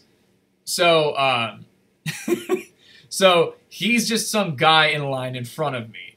And, you know, we're just standing, let's see, never forget your first 10 subscribers. Very true. But we're just standing in line waiting to get our badges. And I'm just kind of sitting there like, you know, twiddling my thumbs like, basically though, oh boy, I can't wait to have fun at this convention. And everything. And, oh, God. Trixie, I'm sorry. I've apologized many, many times. I'll say it again. I'm sorry. But basically, he pulls his phone out, and he starts checking it, and I see that on his phone, the background is of, it was Daring Do. I can't remember what picture it was. I think it was, bring me up to speed here, Trixie. Wasn't it like Daring Do, like just swinging on a vine and just going across the picture? But I don't remember, but it was Daring Do. And I see that and my ears perk up and I'm like, idea! And in, you know, my silver-tongued brilliance, I tap him on the shoulder and he turns around and I say with like the most fake confidence that I can, excuse me, I see that you're a fan of Daring Do. Well, I myself go by Do the Daring Do, and here's my YouTube, and I start showing it off, and I'm just like, looking back on it, I'm just, oh, no. And of course, he hates me for telling that story. But like I said, I'm sorry, I am, and you know what, though? In my defense, Trixie, I have gotten so much better at advertising. Like this nice EP that you can get in a couple of weeks.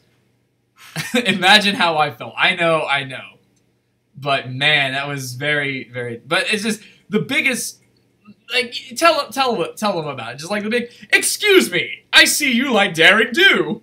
And I'm rolling with it, and there is no turning back. But yeah, like I said, that is the first time I have ever advertised to anybody. That was also the first time he and I ever spoke.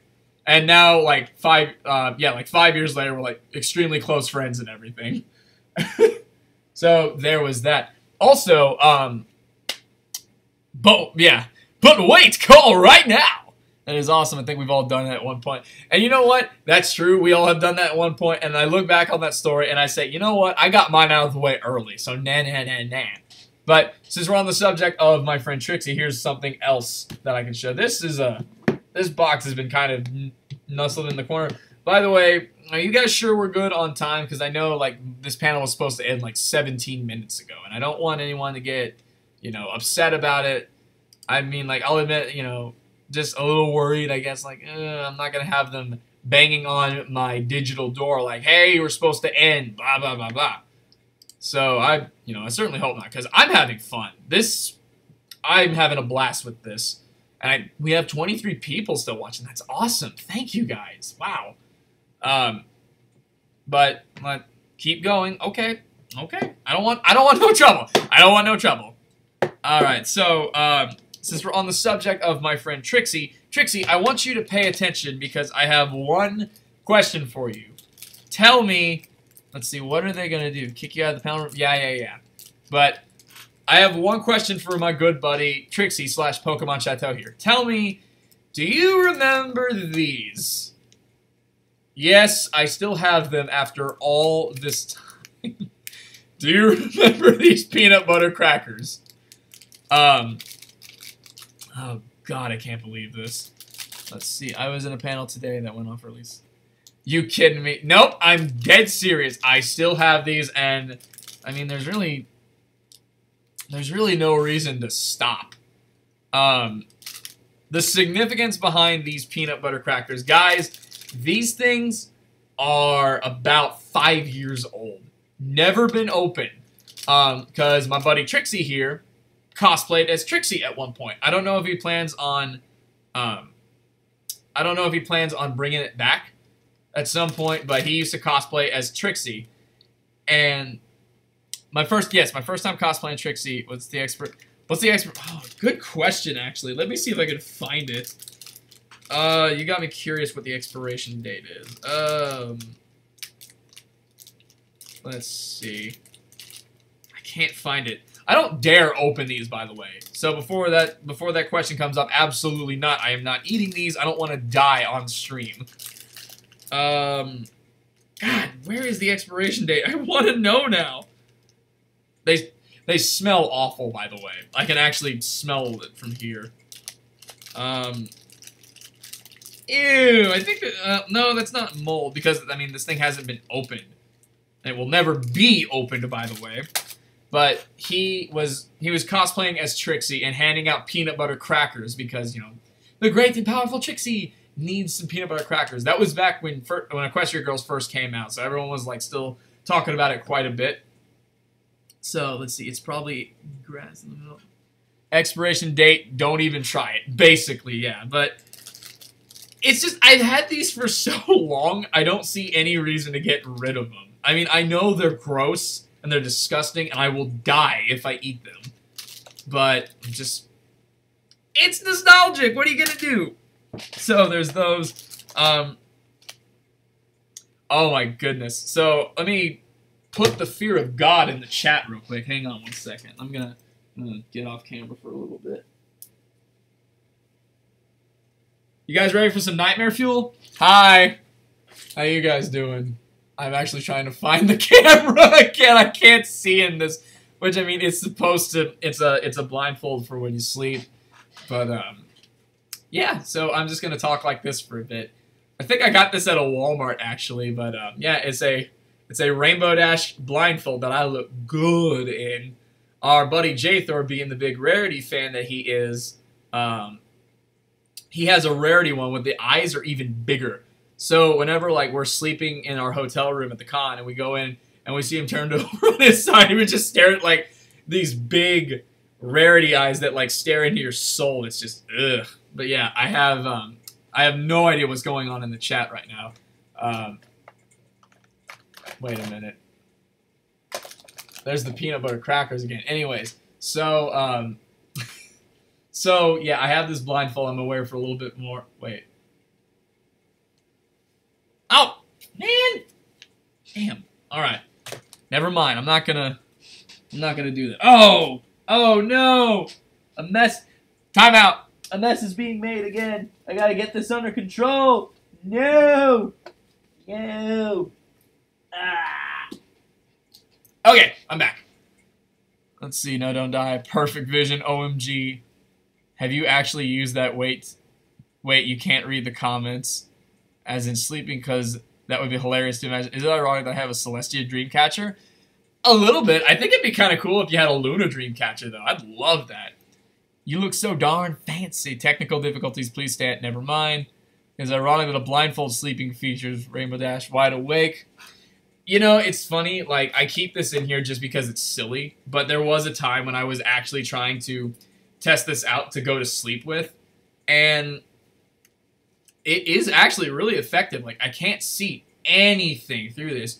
But maybe this is just a me thing. But, like, on here is, like, it really irritates the sides of my head if I leave it on for a while. Like, it's obviously, it's not a rash, but it's just, it's very, very irritable. So, wow, that is. Like, when you take that off and the room lights come back on, whew, that hits you. Wait, who's this guy? Where'd the hat go? Ha ha ha ha ha. I know. Let's see. Looks fancy. Okay, so Luck, I'm glad you're here for this again because I have a recent one. I love this. This is from BabsCon. This was last year's BabsCon. Like, you guys know the old saying, it's the thought that counts. This is definitely one of those instances. So Luck, tell me if you remember this. But when we were at BabsCon, the hotel, the Hyatt Regency, was, you know, doing some promotions for the convention. And I know their bar had, they had like these little things that they were putting on all the tables, and they were these. Luck, do you remember these? These super cute little triangles that they'd set on, these paper triangles that they'd set on each table, and they had like specials of the convention. Kind of pricey, but it was like Pony Potions, the Dark Horse. Oh, these are like adult drinks. Oh, okay, but they had yeah, that's what I'm getting at. That's exactly what I'm getting at. They had Pinky Cherry Pie, Whippin' Nene, which I hate that name, Dark Horse, and they're all just like adult drinks and whatnot. But yeah, what he's getting at is there's actually a typo on this, and again, like, I think the typo is really, really cute. It's endearing to me. So here's the front of it. Obviously, it's got a rubber band down the middle to hold them together. But it says on it, "Welcome to the herd, bronies." But look, that's not how you spell herd in this case. It's just a cute, harmless, endearing little typo that is like, I thought that was super cute at the con. But yeah. I remember, God, and I wanted to get these so bad. Let's see. I still have that pony notebook full of pony-themed drinks. Some of those recipes are in. Welcome to the listen. Yeah, basically. But like, so this is a funny story in of itself because I remember the hotel giving me the funniest, what is this guy doing looks, because the Sunday evening as the convention was already had its closing ceremonies, which for personal reasons, this last BabsCon was very, very emotional for me and very special. I loved it. It was like in all the right ways. It was a very special con. And, you know, I was in very, very high spirits from it. And I wanted to go back and get these because I know that they were still having them. But I was in the mentality of, oh no, the convention is over, so they're probably going to throw these away. So, like, I mad dashed it up to the second level where the restaurant was. And I frantically asked them, do you guys have any more of these? Do you have any more? Like, I didn't have them, but I was like, do you have any more of those triangle paper things that you had for the convention? Is like, and they told me, no, we actually just threw those away. And without missing a beat, I look them dead in the eyes and it's like, can I go through your trash? And they look at me like, are you serious? It's like, I'm dead serious. So the next thing, and you know, they were okay with it. They were puzzled and freaked out by it, but the very next thing you know, you've got me like digging through hotel trash trying to find these, and I managed to save 3 of them. There's 3 that are held together by this rubber band, and I'm not letting these go. These are very special to me because of the cute typo and a very memorable convention for me. So I love those. Special because you met His Holiness Crusader. That was the first time I got to talk to Crusader, and he's a super nice dude. Let's see. I'm just going to catch up on the comments for a little bit. How did they not see it? Also, Rainbow, this is so adorable on that. Hey, typos make things more noteworthy. Yep. I'll be back in a second. But this must be animated the story. This moment. Do the dumpster diver. Basically, yeah. But it's like, I wanted them so bad. That was the thing, is like, I'm never going to get anything like that again. And I'd feel awful if those got away from me. So, yeah. I absolutely had to hold on to those and keep them. Let's see. What's this? A lot of these are just like random pony toys and whatnot that, oh, I know what I can show off. This is fun. This was my first Brony mouse pad. This is of Rainbow Dash's Flank and Cutie Mark. I got this at Brony Fest. It's actually kind of dusty, but yeah, this was my first mouse pad that was ever MLP themed, and I've had it. Trixie, do you remember this? Because this was so long ago. This was back in Brony Fest. Yes, butt pad indeed. But this was my mouse pad for years until I decided once again I didn't want anything to happen to it. Once I saw the dust start to collect, like the dirt and stuff collect on here, I was like, oh, I don't want anything bad to happen to it. So I put it away to preserve it, and it's been in here ever since, really. But yeah, like, then whenever they had these for like any pony, like any big pony you could think of. They had one for Dash, Twilight, Luna, Celestia, Cadence. Let's see, that is already dirty. Well, that's what I'm saying, is this thing is several years old. Assume that's what you meant. Let's see. So yeah, this mouse pad that I do love it. Your collection makes me jelly, my friend. Again, a big disclaimer here, and I mean this wholeheartedly, is this is not, like, the purpose of this panel is not for me to be like, oh wow, look at all this cool stuff I have, Nana Boo Boo, I have it, you don't. No. This isn't me boasting. The whole reason I wanted to show this off is because I love telling these stories. Like, these cons are a huge part of my life, and I'm truly grateful to be going to them. I truly am. The ones that I have gone to in the past and the ones that we're going to go to in the future. Like, this is very special to me. I love this fandom with all of my heart. I truly do. It is a second family to me. So this is just me wanting to share stories about the stuff, because, I mean, it's been an amazing ride so far. And I emphasize so far because, boy, we are not done. Let's see. But no, this is not meant as a boast in any way. And I remember when I was first coming up with the idea for this, that was a bit of a concern. It's like, hey, you think this is going to come off as Nana Boo Boo? And it's like, that's not my intention at all. It's still an amazing fandom to be a part of after all these years. And I don't see any sign of us slowing down. Like, to get a little cheesy and serious for a minute, a friend of mine who is not with us right now, he's off doing something else. But he said something one time that actually really stuck with me. And he said, and with absolute seriousness, I wasn't one of the first bronies, but I'll definitely be one of the last.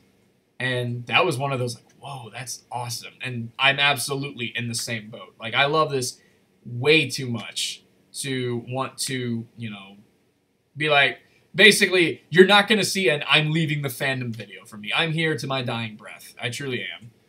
Alright, let's see. I've never gotten that vibe. This is boasting. Oh, you kind of gave me the wrong idea with he's not... Oh!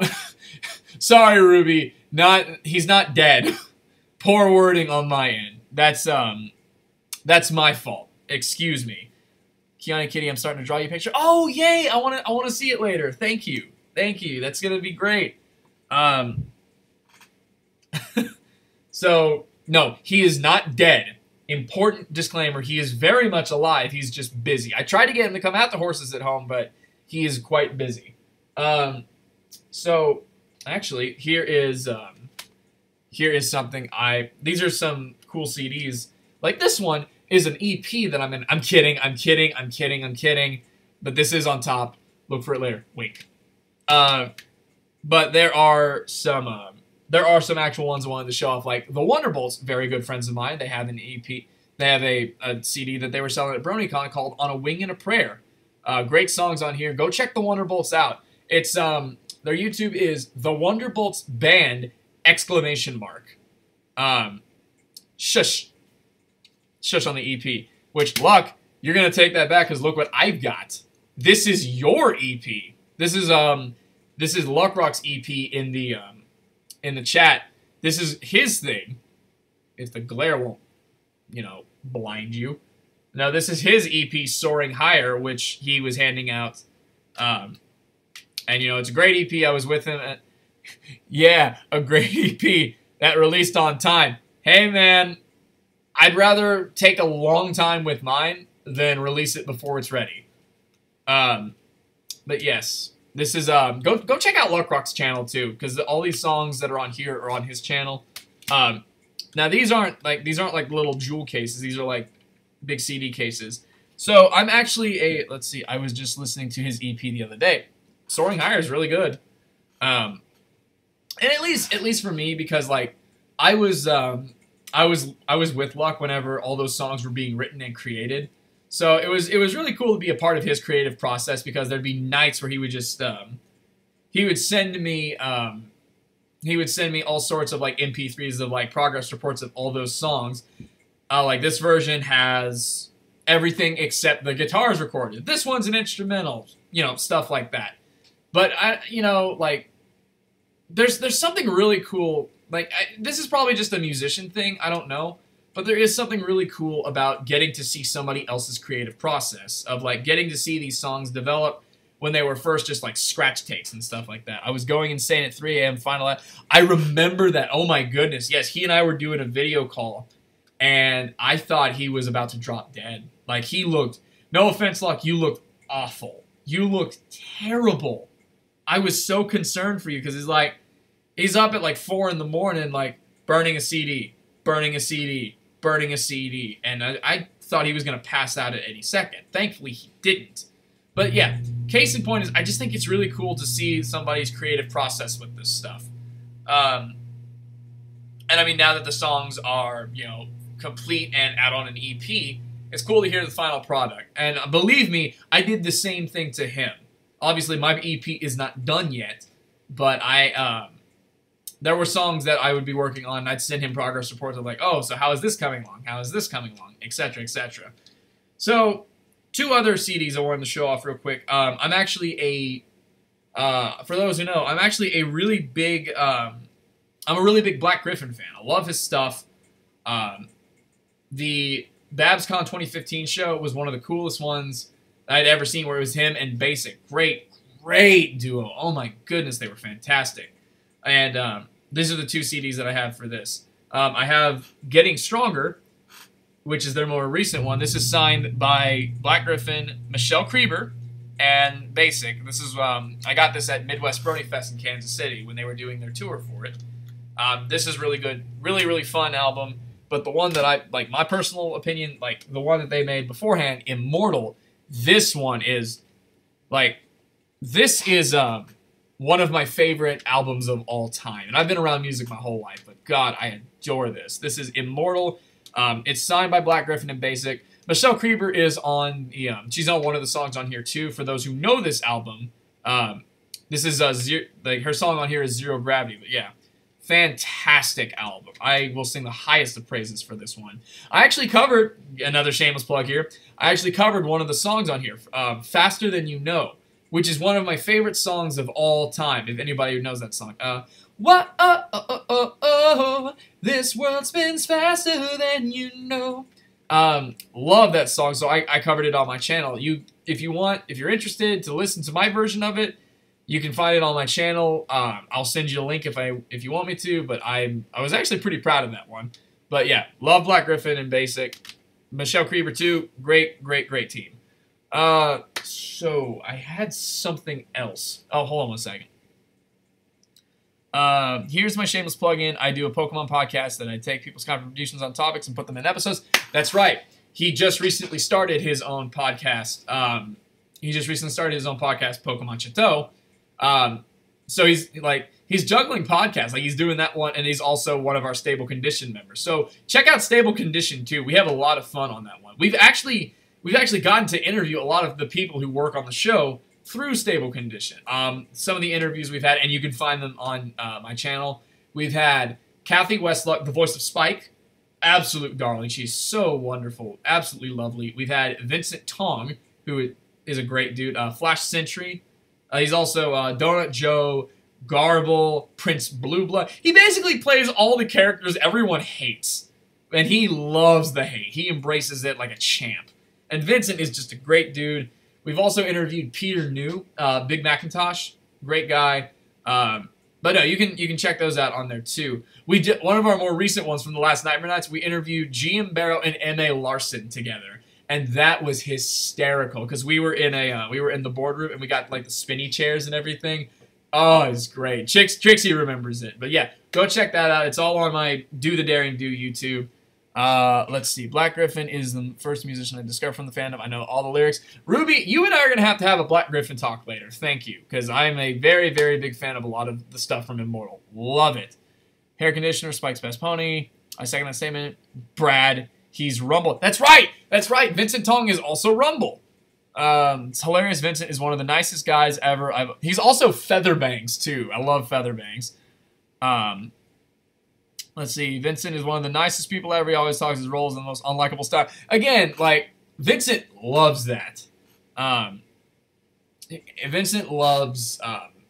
he embraces that hate through and through. But yeah, I've been able to talk to quite a few people who have worked on the show. And I'm very blessed to have been able to talk to them. They're wonderful people. I've spoken and chatted with, all those people we mentioned. I've talked to Brenda Critchlow, who is Zakora. She is an absolute darling. Oh my goodness, I love Brenda. She's one of the nicest, sweetest people you will ever meet. Love her. So anytime I see, anytime I see Zakora in a new episode, I'm like, yes, Brenda's getting love. Matt Hill is an absolute sweetheart. Sam Vincent. Let's see who I finally got to meet. Daniel Ingram, Kelly Sheridan, Nicole Oliver too. I met Nicole Oliver at BabsCon, and I got to give her, because she's Tree Hugger as well, I got to have her give me a blessings, which I was like, yes, I love it. I have met Ashley Ball. I was in an elevator with Lauren Faust. That's a fun story. This was that same BabsCon with Nicole Oliver. I was heading back to my room, and I was going up the elevator, and in walks in Lauren Faust. And the elevator's pretty crowded, and she's got like this basket of flowers with her, and I only have enough time to say a couple things. I look down at the flowers, and I look up at her, and I'm like, so is this the part whenever I tell you how big of a fan I am? Which did get a good laugh out of the elevator and whatnot. And then, my floor came, and I just basically got enough time to say, Mrs. Faust, thank you very much for making such a special show, because it really, really is. And that's the only experience I have with Lauren Faust, but I do love telling that elevator story. Excuse me, sorry. Let's see. Let me catch up on the chat again. I've talked to Black Griffin and Michelle Creeper in the chat, and they're awesome. Big Mac is awesome too. You're new, Did you tell the story of you playing with Basic? Oh, no, I have not. So, Basic, for those who don't know, is Black Griffin's brother, Nate. And Nate is one of my favorite people. I was about to say one of my favorite people in the fandom, but I really don't know how to answer that, because I'm not sure if he considers himself a brony / in the fandom. But regardless, he is a wonderful, wonderful guy. Oh, and hello, Avery, to answer your question. The panel was supposed to end 41 minutes ago. Al BronyCon, Vince came on stage holding the body pillow of Flash Sentry. He still has that body pillow, absolutely. But, but no, Basic is one of my favorite people I've interacted with. He is fantastic. He's a wonderful dude. Let me put it to you this way. He came up and talked to us. We were just sitting there, strumming, we had our guitars out and everything. And he comes up and he's like, "Oh, sweet, are those guitars?" And we're like, yeah. And then we have this moment of, "Oh my God, you're Basic." And we were sitting, we were chilling, hanging out, just jamming random songs. No, Basic is wonderful. He scared the living crap out of me though, because they were doing the Getting Stronger tour. It was him, Michelle Creeber, and Black Griffin, and they were out there doing their songs and everything. And he had this gorgeous Gibson Les Paul out. It's a kind of guitar for those who don't know. I actually have a Les Paul. To give you a visual reference, let me grab it real quick. It's right here. Let me get it out. So this is the guitar I always use when I record songs. But imagine this, but red instead of blue. His version was absolutely beautiful. And he took it out on stage and everything. This one it's not strung yet. I was going to restring it later on, but it needed a good, yes, that's exactly what I'm getting at, is the backflip that he did. This guitar, by the way, is named Do the Daring Blue, by the way. So, this is definitely my baby. But, his was like red instead of blue. And, turned out it was somebody else's guitar. It wasn't his. But for those who have seen Black Griffin and Basic perform, they're very energetic. Like, they'll do flips and everything, because, they're military guys. They're in great shape. And they do all sorts of flips on stage and whatnot. And, they do all sorts of flips. So they're very, they make very, very good use of the stage. And one of the things they did on the song, Trixie, help me out here, was the song Fighting Back or Academy. I'm 90% certain that the song that they did it on was Academy. But God, it scared the crap out of me, because what they did was Basic was, he was playing the guitar, and okay, so it was Academy, good. So like he was playing the guitar and everything, and he runs up to Black Griffin, and they do that thing where like they hold out the hand he steps on his hands and they pushes him into a backflip. He did a complete full body backflip on the stage while holding this guitar. While holding not this guitar, but like the guitar that they had. And my heart dropped. I was not expecting that at all, because can you imagine the kind of tragedy it would have been had something had gone wrong, like he landed funny and the neck broke and whatnot. I was terrified. In fact, I caught up with him after the show and was like, dude, don't do that again. I'm glad you did it, but don't ever do it again, because you gave guitarists around the world a heart attack and a half. Because it was, and again, especially since it was somebody else's guitar, which terrified the crap out of me. My God, I would never do that, especially with somebody else's guitar. But everything went fine with that. Nothing bad happened, but whew, that was very, very scary. Let's see. Catching up on the stage. Why are you bringing this up, Academy? How has the Fandom changed? How has the Fandom changed your life? I know this is going to sound like a cop-out answer, but in more ways than I can really describe. Like, it's... I'd be on this for a very, very long time. But believe me when I tell you that it is not an understatement when I say that I am so thankful for everything that this fandom has done for me. It has introduced me to some of the best friends I have ever made. It has introduced me to what is my favorite show of all time. And I am personally of the belief that the show itself is getting better. Because Season 5 is my absolute favorite. Like, Season 5 to me is a masterpiece. Season 6 was wonderful. I adored Season 7. I have no problems with that. I can post a link to the video of the performance. That's right. He was there at the concert with me, and he had a video of them doing it. So if you guys want to go get a heart attack watching a guy do a backflip on stage with a very, very expensive guitar, feel free. I don't want to see it again. That scared the living bejesus out of me. But no, to answer your question, it is, I wouldn't trade it for anything. It's unlisted, so you'll need a link. Okay, well, all the more reason. So if you want it, get in touch with Pokemon Chateau then. So we've mentioned this a couple of times. We've mentioned this a couple of times on here. But one of the panels that we like to do at conventions is called Pony the Interruption. And it started several years ago, but what Pony the Interruption is basically is if anyone I might have mentioned this earlier, and I know Balto is with me on this as well. But I am a massive, massive sports fan. Huge sports fan through and through. Let's see. Solwyn, hold on a sec. Time out, guys. Oh my goodness. It's Griffin. Oh my god. I haven't talked to him in like 3 years. Dude, how you been? Welcome. Yes, come in, come in. Oh my goodness, great to see him again. That's awesome. Yes, dude, Brohoof. I thought I'd never talk to you again. Wonderful seeing you. Yes. Solwind here has been a friend of mine for a while. We haven't talked in a while. But, yes. Anyways, getting back on topic, Balto and I are huge, what are often referred to as sports bronies, which is not as rare of a breed of brony as one would think. But, let's see. No, dude, do not feel bad at all for derailing. I've done it to myself like 20 times in the stream. Ask these other people. But, one of the panels that we do is inspired off of the ESPN show, Pardon the Interruption. And the whole point about it is, like, they have a segment called Rundown, where, like, they list off a bunch of bullet points of different things going on in the sports world.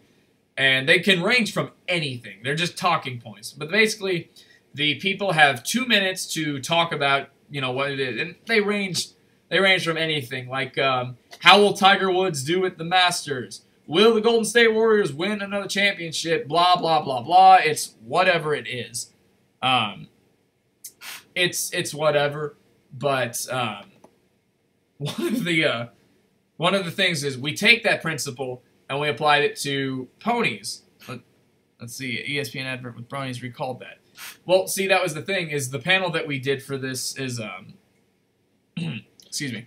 The thing that we did with this was we took our version of it. Instead of Pardon the Interruption, it's Pony the Interruption, where the audience writes down a bunch of suggestions that they want us to talk about. You know, we just got to keep them pony-related.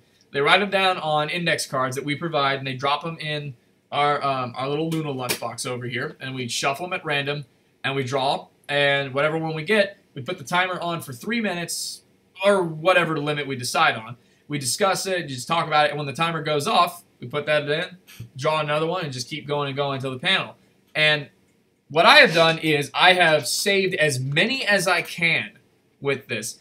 This is probably the panel we have done the most often. I'd say there have been about, like, anywhere between, like, 8 or 10 Pony the Interruptions throughout, you know, the history of PonyCons. Because we've been doing this as much as we can. It's a ton of fun. But I've saved as many as I can. Let's see, the picture's coming along nicely, at least I think so. No, I haven't gotten played late. Alright, so I will actually run through and share a few of these with you. Because again, these have been, Trixie, you might actually remember some of these. But yeah, these have been, they're not labeled by convention. They're just thrown into the bucket. So like, I have no idea what, no idea which ones I'm going to pull out with this. But the cool thing is, like, because this is throughout, alright, it was fun being here. Alright, Ruby, thank you so much for coming. I am so happy that you had such a good time. I'm going to absolutely talk to you about Black Griffin songs later. But everybody, say goodbye to Ruby. Thank you again for coming. I hope you had a wonderful time because we loved having you. Alright, so bye-bye once again. Bye-bye, Ruby. Anyways, one of the cool things about this panel is because it stretches so far back, the kind of questions that we would get, it's really, really cool to look back on them and see how, like, there's somewhere in here, there is actually a question that was, will the Cutie Mark Crusaders ever get their cutie marks, and what will they look like? There was one of those in here, and as we now know, they did get their cutie marks. Spoiler alert. But yeah, it's just crazy with this.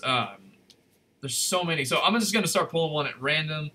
How about... Let's see. I practice the hobby of working on cars, but I like pony. I haven't told my Honda friends, but since these hobbies are on such opposite ends of the stereotypical spectrum, how would I tell them? Oh yeah, I remember this. Let's see, I gotta go, by the way. When's the next live stream you're going to do? That's a good question. I'm really, really not sure. I'm not sure. I'm going to be doing this a lot more often. we're going to be doing this a lot more often. I do want to see the picture that, I do want to see the picture that you said you did.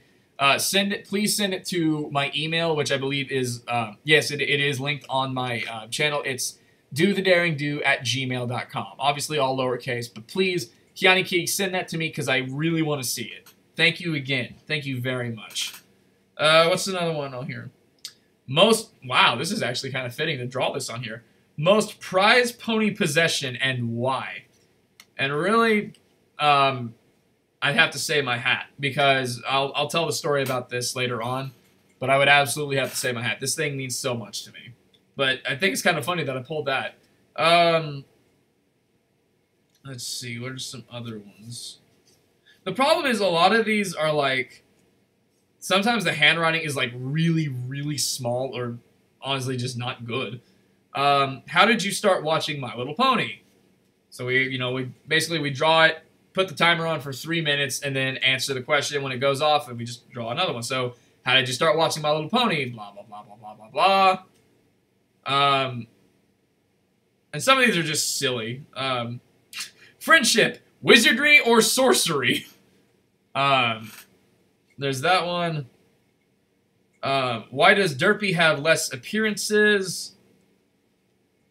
Does Zakora keep the same cadence despite the half rhymes that she has said throughout the series? Let's see. Do you think killing the library tree went too far? Hashtag save tree. Do you guys remember when save tree was like a big thing in the fandom? Let's see. What is the best PonyCon? Oh god, I'm not gonna get into that. Who do you ship and ship hard? That's funny. Here's one that just says, Sweetie Belle. Thoughts? Let's see. And, you know, a lot of times, yes, absolutely Soren Dash. Best OTP. But, let's see, Garble and Celestia. Oh yeah, that's right. What's interesting about these, a lot of times there'll be people that just write the name of a character, and that's all we have to go off of. Like this one. It just says Vinyl Scratch. So, I guess we just talk about Vinyl Scratch for 3 minutes. Best Ponyville pastries. Let's see. Let me see. What's better, Rainbow Dash's Sonic Rainboom or Sunset Shimmer's Phoenix form? How does Button Mash not have his cutie mark when he had it in Hearts and Hooves Day episode?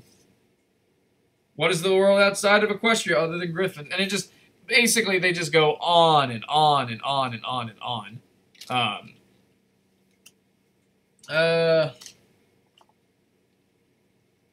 Let me see.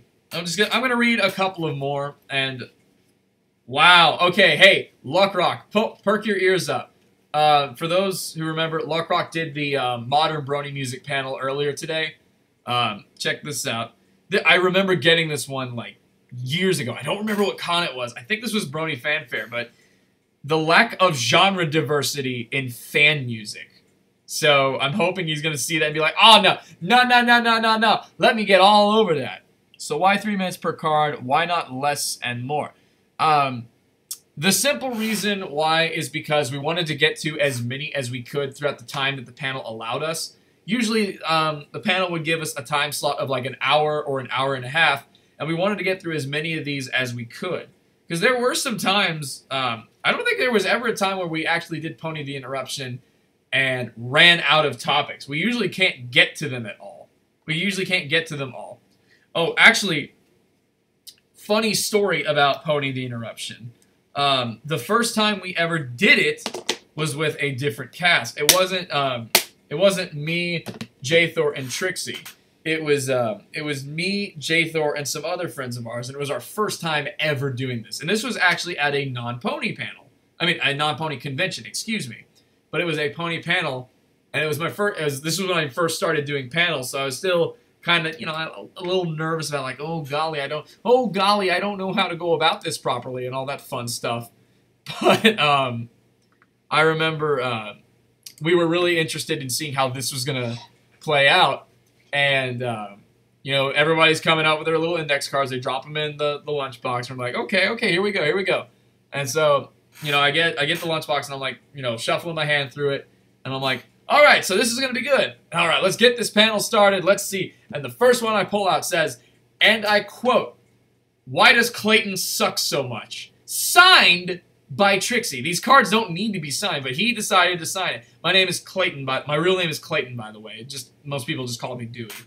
But it said, "Why does Clayton suck so much?" And I remember taking that card, just going, and I see him in the back row, just going. So I'm just like, so that's how this starts. So long ago too. That was like in early 2014 was the first one that we did for that. Let's see. What is... So this is the Luna lunchbox that we actually have that we usually use to put in... to put the index cards in here. We just, you know, shuffle them up and whatnot. So I just have a bunch of random pony buttons in here. But the reason I opened this up is because I used to actually use this as a tip jar for when... Let's see. Hence the name. It was Truth or Dare.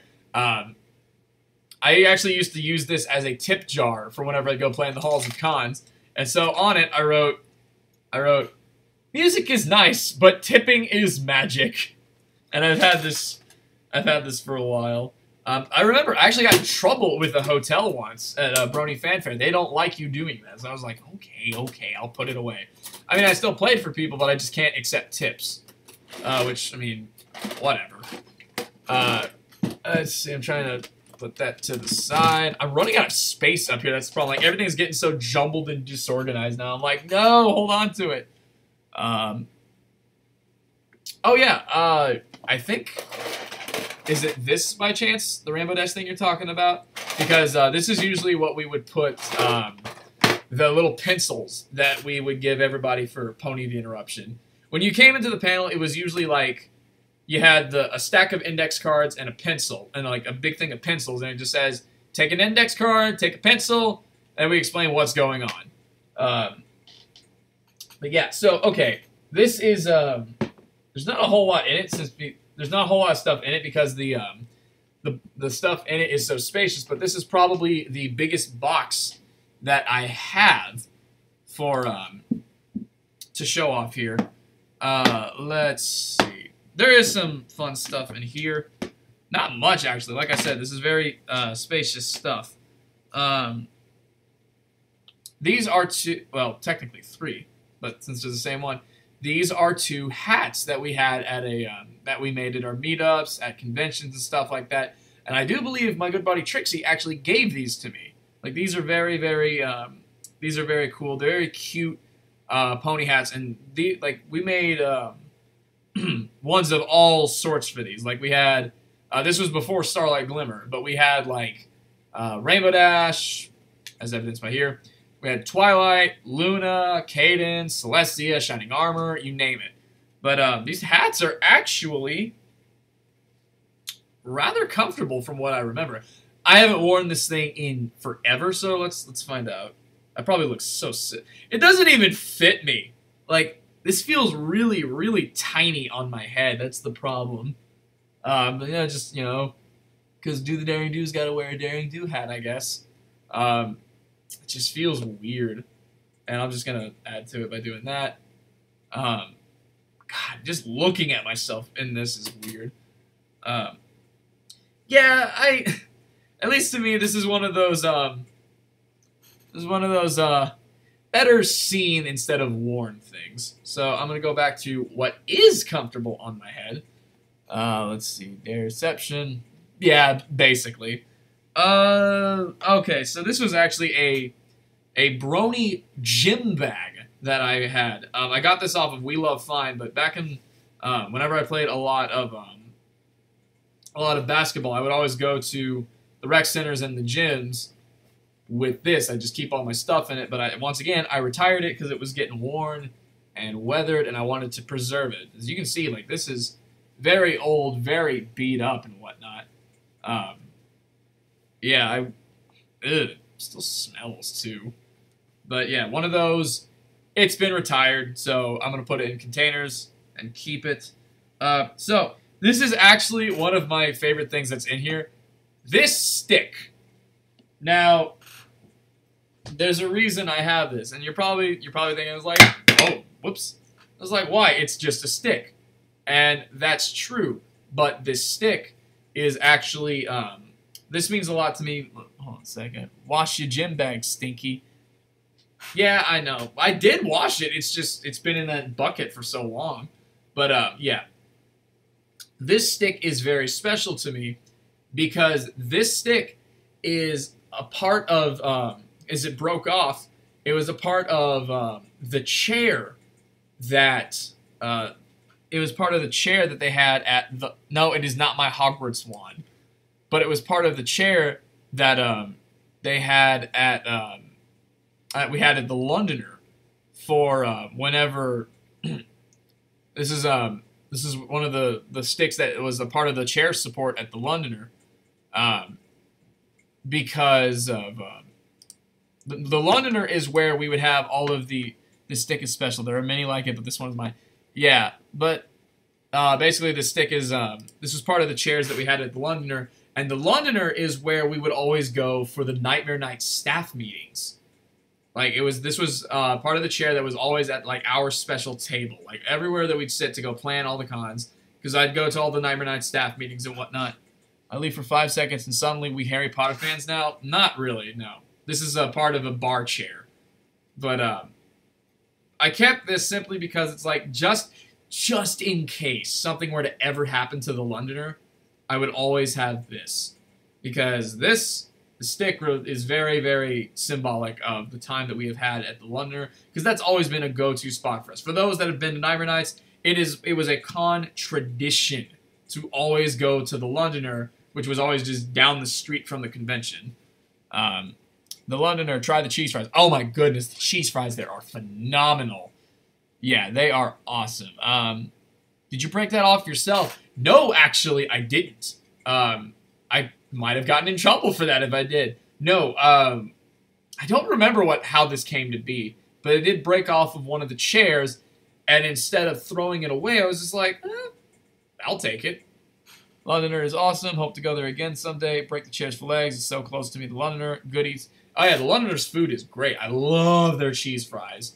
They have a good turkey melt there, too. But the Londoner is very, very special to us. I mean, I myself still go there quite a bit. Like, Nightmare Nights may be over, but we still hang out there all the time. The only difference is we're just not planning Nightmare Nights stuff because the con is retired. But the Londoner is always going to be, you know, near and dear to our hearts, and I'll always have this to remember it in case something happens. God forbid anything happened to it, but yes.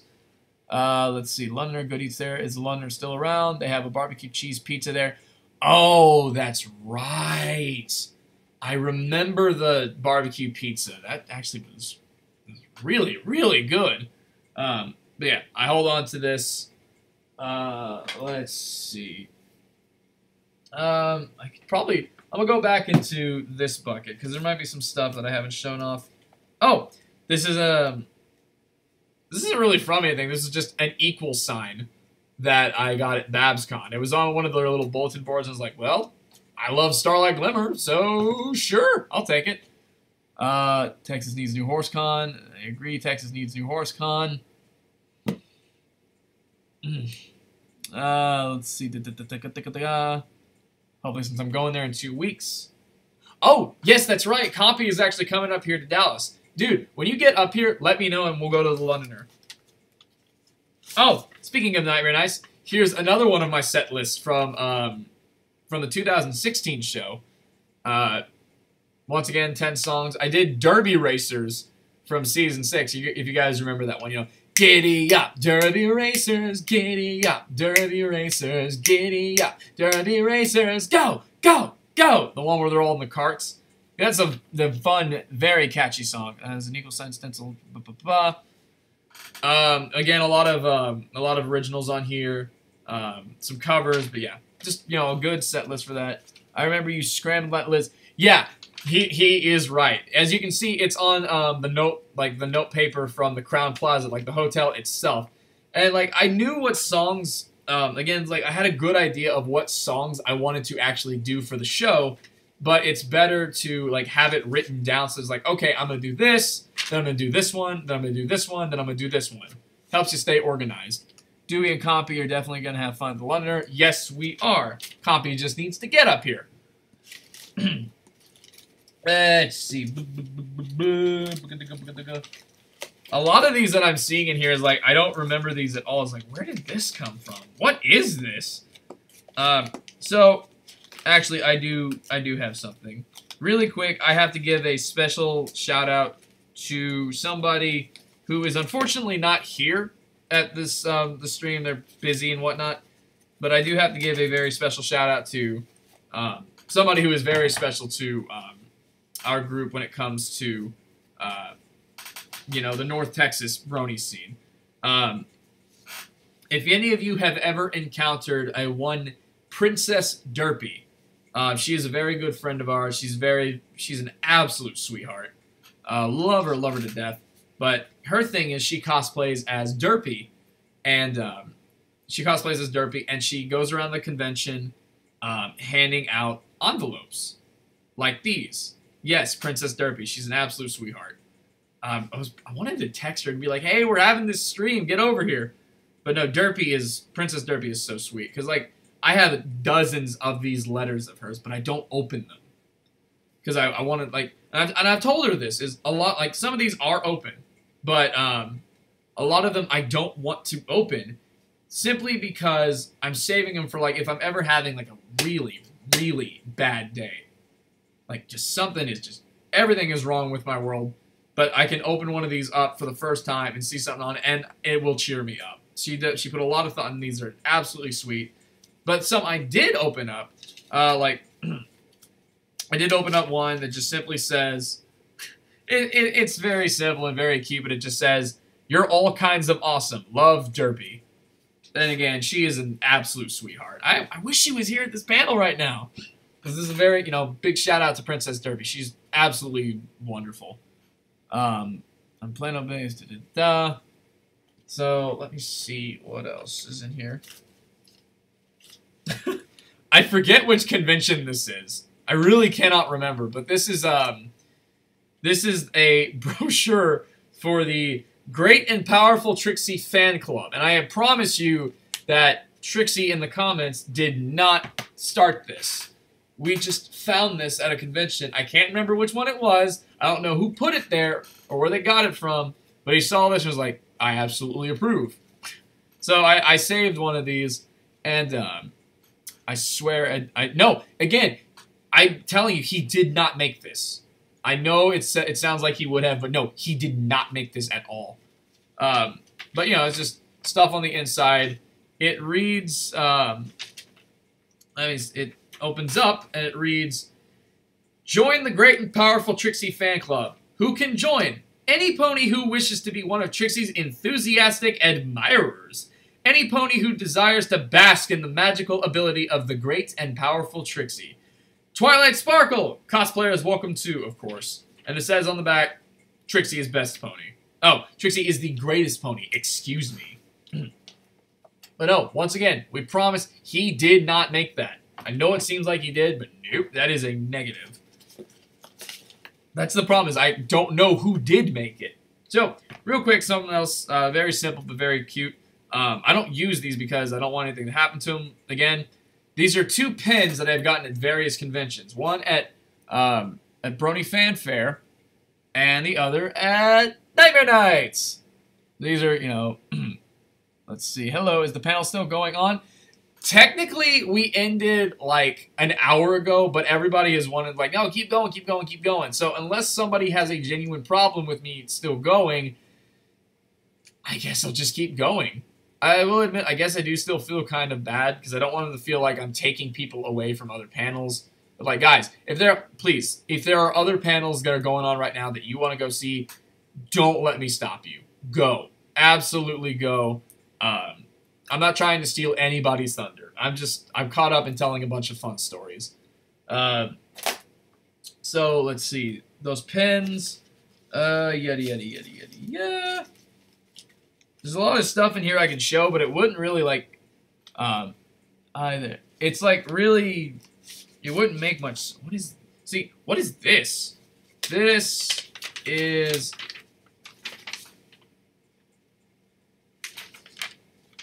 Oh, this is more contact info. I don't want to give that out because it's personal information. I don't know what this is for. Some of these things I don't really remember how they got in here, but the HaHcon is my second pony convention after Crystal Fair. Luckily, we have multiple meetups. Also, thanks a lot for these stories. You're absolutely welcome. I'm having a ton of fun telling these stories. I'm not trying to toot my own horn here or anything, but like at my local meetups, I actually do kind of have a bit of a reputation as a storyteller. And I guess I kind of took that and rolled with it. As like, this would make a good panel. And I'm having a ton of fun. I hope you guys are too, but these are just stories I love telling. Fun story panels are the best panels. Thank you.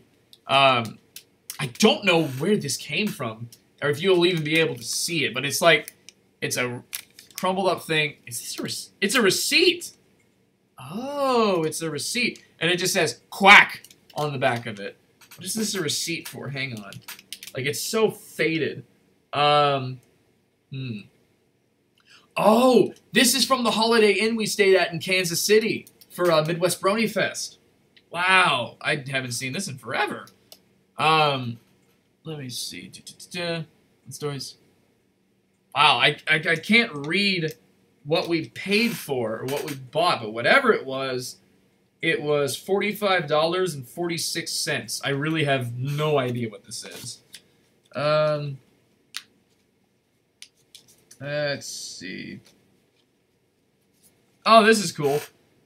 Let's see. Is Crystal Fair still going on? I'm living in Denmark soon. I may want to get there. Yes, my friend Avery is about to move to Denmark. Dude, go to Crystal Fair if you can. Go to HaHcon again. I know you want to. Oh, no. So, yeah, this is a... oh, my goodness, this is a fun story. So, these are slips to Chick-fil-A. And, oh my goodness, yes. For sure hitting up HaHcon again. Good. Let's see. The best $45 pizza. These are like coupons for BronyCon. I kept them because I just didn't use them. But it's a thing that Chick-fil-A did with them. Let's see, back up. I went to the first con named Tilsonburg Comic-Con. Very nice. Really cool. But yeah, basically, it says, come in and receive a free small fry with the purchase of an entree and a valid BronyCon ID badge. So this was a little promotion that Chick-fil-A was doing with BronyCon. And, and I remember, if anybody, does anybody, aside from, like, people I know, like Luck Rock is going to perk up at this, but does anybody know the other Brony musician named Crusader? Crusader is a good friend of mine, and, you know, we were hitting it off and everything at BronyCon again, and this is a fun story. Not proud of it, but it still happened. For those who went to BronyCon last year, they had an obstacle course. They had an obstacle course called, what do they call it? The BronyCon Battlegrounds, I believe. But it's just one of those big inflatable bounce house obstacle courses that you race people in. And I remember we had just finished eating at Chick-fil-A and we were heading back to the con. And Crusader and I were like, hey, you want to race? Let's see. Hey, whenever you can you send me your email on my YouTube? Yes, I will. I mean, I can tell you it now. It is Kiani Kitty. It is dothedaringdo@gmail.com. All lowercase, all one word, no dots or numbers or anything. That thing made me realize I need to work out more. Okay, Balto, my friend, I will top you on that with this. You think you need to work out more? Listen to this. Yeah. BronyCon Battlegrounds was just an inflatable obstacle course where you race somebody. And Crusader and I went, it was Crusader, us, and several other people. We went to Chick-fil-A, we were hanging out, getting some food, And we were making our way back to the convention, and we were like, hey, Crusader, do you want to race? Basically, you know, I challenge you to a race, because I figured I love obstacle courses, so why not? And, yes, without the spaces, of course. But yes, thank you very much. Thank you very much for that. Yeah, you gotta. But I challenged Crusader to a race, and I challenged him to a race, and I actually still have the video footage of it. I might upload it sometime, but basically, actually, you know what? I recently did a cover of a song called Holiday Road, which is one of my all-time favorite songs, but I remember in the video that I made for it, there is some footage of Crusader and I's race. If you want to check it out, you can go see it on my YouTube. Just look for Do the Daring Do Holiday Road cover by Lindsey Buckingham. But, I remember I challenged him to a race, and oh my goodness. So, the short version, I won. I did win. I beat him, but at a very, very, very high cost. Because shortly after the race, I threw up everywhere. Just got it all in the trash can, just waterfalls of puke. It was disgusting. And it was all because I was an idiot and didn't think, yo, you just ate a bunch of Chick-fil-A. Maybe you shouldn't physically exert yourself, but hey, what do I know? So I was an idiot and did that. I remember Crusader himself was a very big sweetheart, because I was hunched over on the trash can. I was like, oh, I don't feel so good. This doesn't feel very good. And you know, he didn't want to leave me. It was like he didn't want to leave me. It was like, oh, Dewie, are you okay? You're okay? I was like, no, but don't worry, I'll be fine long term. And I remember, because like, for, let's see, you did it for the meme, and the meme was worth it. Sure. But I remember, you know, obviously my stomach is not agreeing with this at all. And I'm hunching over the trash can, I'm just like, oh god, and there was something in it, like just a really wrong gurgle in my stomach, that basically tipped the scale from Dewie, you might throw up, to Dewie, you are absolutely going to throw up. And as soon as I felt that, I remember I looked at Crusader with like the most serious look on my face, like, and I said word for word, I was like, last chance. Basically, I'm warning him, like, this is your last chance. Get out of here now before I puke everywhere. And he was, and I think he got the hint, because he took off, and after he did, I let loose all in the trash can. Just, oh, it was awful. I swear, I felt like I vomited out my own weight in puke. It was brutal. And that being said, a very, very big special thank you to the BronyCon medical staff for coming to check on me, help me out, you know, give me something to wipe my mouth with, give me some water, and all that fun stuff. But the thing that sucks about it the most is where the trash can was placed. Like, since I've got this stuff, I'm gonna use it as a diagram. Like, let's say this is the bounce house. Like, this is the bounce house for it. This is the line to get into it. The trash can and I were like right here. So people that are waiting in line to get into the obstacle course, they look over their shoulder, and there's me giving like the worst possible impression to them, and being like just blah blah blah blah blah blah blah on this obstacle course they're about to go on. And I felt so bad for it, because like I had to purge my system. I had to get that all out, and I was like, yeah, that's the last time I eat Chick-fil-A and then try and challenge Crusader to a race on the obstacle course. But like I said, I won. I did beat him. So at the end of the day, it was worth it. But yeah, vomiting is not fun, especially whenever especially when you throw up in front of a bunch of kids who, bless their hearts, all they want to do is get on the obstacle course. They see me just, you know, just puking away, and it's like, I don't want that to be me. No, no. Oh, it was worth. It was definitely worth. Let me see. You did it for the meme. Dewie looks into puke. There's a letter here from Princess Celestia that must have been vacant for a long time.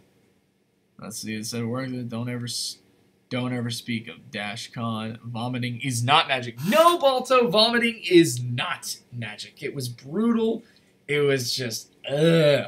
Especially because, like, with Vomit, and I know we're getting super off topic because this is supposed to be about pony conventions and not Vomit, but, like, for those that have ever thrown up, you know that, like, one of the things that I personally hate the most about throwing up is what it does to your teeth. Because it's so acidic, like, as it all leaves your system, your teeth feel awful. And it's like, your first thought is, good God, I need to brush my teeth. Which, usually, if I ever need to throw up, that's, like, the first thing I do. But anyways, yeah. Long story short, I won. I'm competitive, but I'm also horrifically out of shape. And so, thank you to both BronyCon and Chick-fil-A for reminding me of such a brutal truth. Anyways, let's see. And add glitter next time. It will be color. I don't want to vomit glitter. That sounds very unhealthy. This is the only con panel I've ever been to where vomit was the topic. Well, first time for everything. Am I right? Yes, I'm right with that. Excuse me. Let's see. What else can I show? Oh, okay. So, let's see. So, I like this. This is a binder I have. Like I said, I don't get autographs, like, compared to other people I know. I'm pretty light when it comes to autographs and whatnot, but I do get a couple. Like, I got Matt Hill to sign for Soren. Again, Matt Hill is an absolute sweetheart, and he wrote on it, "My pie! Your pal, Matt Hill, Soren." So, and again, Matt Hill was the first person I ever met who works on MLP.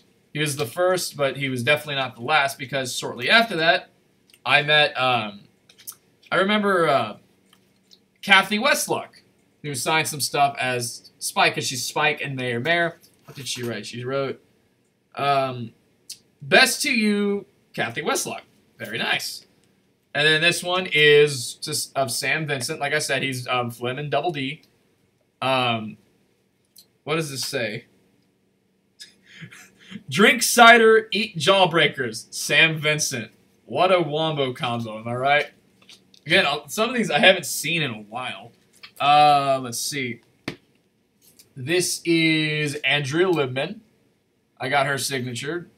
She's super nice. But like I said, Brenda Critchlow is one of the ones I hit it off the most with, because she and I actually met and started talking at a room party in Fiesta Equestria, which I could go on and on and on about that talk. She's an absolute delight. But the next day, you know, I saw her down in the con again, and I was, you know, we were like, I was like, "Hey, great to see you. Great to see you too," because you know we had so much fun at the room party. So I got her to get this print and sign it, and she wrote, "Dewie, I love your hat. Enjoyed our time at the..." Oh my God, she put the room number. Awesome. "Dewie, I love your hat. I enjoyed our time together at the 721 room party. Party on..." Brenda Critchlow. Let's see. No, again, like, I will sing the highest of praises for Brenda. She's an absolute doll. On the back of that was somebody else that I met at that same party. It was Vincent Tong, where he signed a bunch of other stuff. Vincent Tong, great chatting and chilling. There's Vincent Tong's thing. Let's see. There's another, it's upside down, I know, but another signature from Andrea Libman. This one is Britt McKillop, Princess Cadence. I didn't really get to talk to her much, but, you know, I got her signature. She seems super nice. Okay, so I actually do have a funny story. This was at the, I had that autograph card too. Which one? Of Andrea Libman or Britt McKillop? Because I'm pretty sure you're talking about the Andrea Libman one. But here's Peter New, and I remember with Peter, I actually met him at a room party at Nightmare Nights. It was year one. We were hanging out. I remember I was Vincent Tong. Okay, yeah. Yeah, I mean, he's had that print for a while. But with Peter New, I remember I was at a room party at the first Nightmare Nights, and I was so starstruck because I remember I was talking to all these people there. I spoke with a representative from Silly Philly Studios when they were doing stuff. I spoke with Sethisto for a while, great guy, and I remember I was spending most of my time just sitting on the couch watching Dan Versus. If you guys, again, this was 2013. This was back when the Hub was still around. Let's see. I am going to the Pony Hypnosis panel in the next hour. Do your thing, man. If you want to go, go.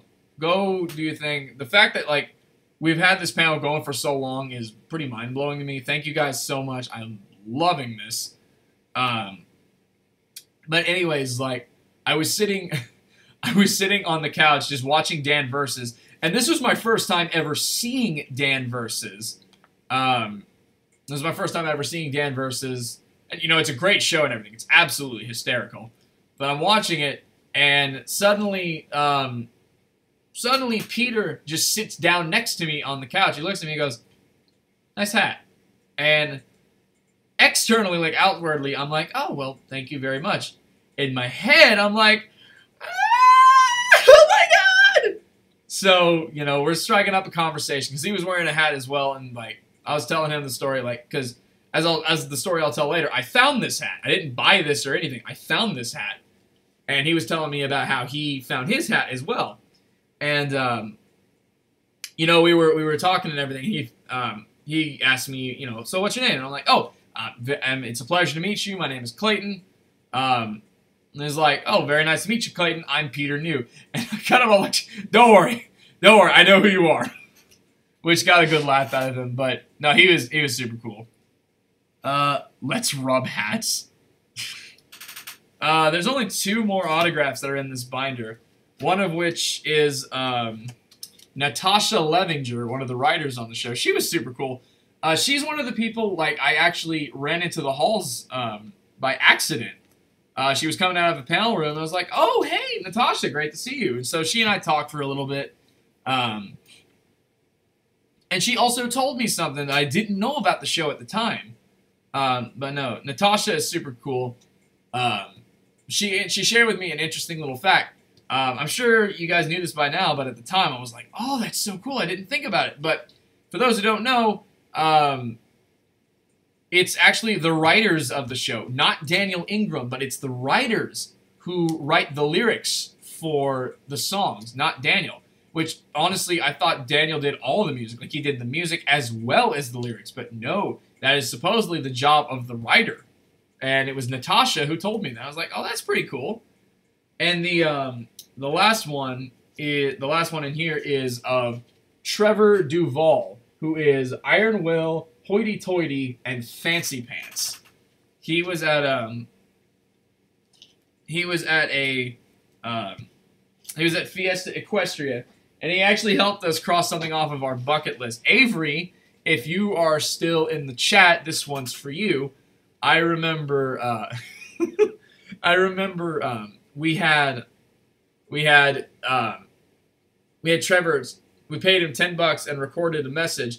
I still have it around here somewhere. Yes, Avery, you know what this is. But basically, we got Trevor Duvall to say in his Iron Will voice to look at the camera and go, "Put down your children's card games and pick up a real man's sport." Which, to this day, is like the best $10 I've ever spent. He's doing horse taxes, though. That's okay.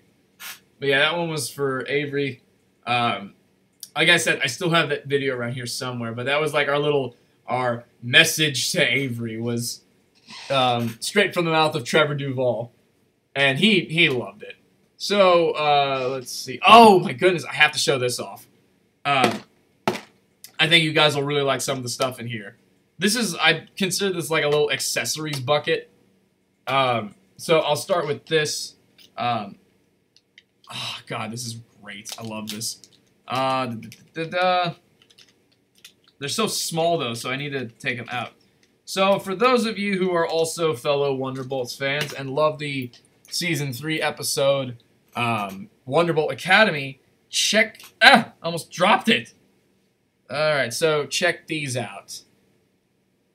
Bang. We got lead pony and winged pony badges. They're little pins, but it's like it's for the let me try it. There we go. The lead pony is made out of is golden, and the winged pony, which is silver. Now again, I can't remember which con I got these at, but I adore them. But again, they're so tiny. I don't want anything to happen to them, so I stole them away in this bucket. And there are some other pins that I have that I've collected from various locations. Here's a cute little derpy. It is a derpy. We have that. We have Twilight as Star Swirl the Bearded. And we also, this one's my personal favorite because, well, for obvious reasons, this is the Nightmare Knights Bat Pony. I think they made only like 100 of these. Oh! I caught it, don't worry. I think they made only like 100, 150 of these pins. And so I absolutely had to get my hands on it. But no, I love these. I love the Wing Pony one. God, my desk is a mess up here. You guys see what you do to me? Let's see. I'm trying to put them away back in the bag. You know, God forbid happen anything here. I've already had like several accidents as far as like spilling stuff. Let's see. Okay, so I love this. Let me find it. It's in here somewhere. Excuse me. Here we go. I got this at one of the Fiesta Equestrias. This is really cool. This is adorable. I don't wear it ever because it's so... I think it's kind of flimsy, and I don't want anything to happen to it. But I love... I absolutely love this. Check this guy. Guys, check this out. It's a cute little Cutie Mark Crusaders pin. It's got, like, the emblem and everything. God, this is awesome. I remember this... Again, I've never, like, I don't think I've ever actually worn it, simply because, I don't think I've ever actually worn it because, it's just so flimsy and weak. Like, obviously no disrespect to who made it, but, like, you guys gotta understand, I get super paranoid about this stuff. I don't want anything to happen to it. Like, if this, like, you know, broke in half, or the, you know, the pin came broken off, is like, I'd be so upset. But no, it's like... And it's like, I love the craftsmanship in this. Like, a lot of hard work went into making this. It's adorable. I love it. And also, what's funny is, I think for the same person who made this, they had this, and then the next year at Fiesta Equestria, they went from that to something way more durable. Bam! Now I can wear the Cutie Mark Crusaders crest as... Whoop! As a necklace. So, yeah. But no, this thing, way more durable. It's like solid plastic as opposed to that, which is like made out of wood. Like very, you know, flimsy wood. But no, now I can wear this and not have any problems or concerns about getting it, you know, banged up or whatever. So, here's an interesting, honestly, a blast from the past, really. Does anybody remember this? Did any of you ever have these? Like, these Brony wristbands that, like, you could get them at Hot Topic.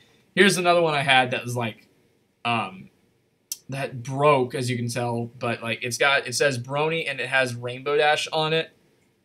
Like, this, how could I forget? So, yeah, so you do remember these. I will never, ever, ever, ever, ever, ever wear it again. Once again, out of the paranoia that something would happen to it. Again, I lost this one, and I don't want to lose it again. Excuse me. I never want anything to happen to it again, so there's that. Let's see. Sorry, I lost my train with something real quick. It'll still probably be around my house somewhere. Question, do I ever get hate on YouTube?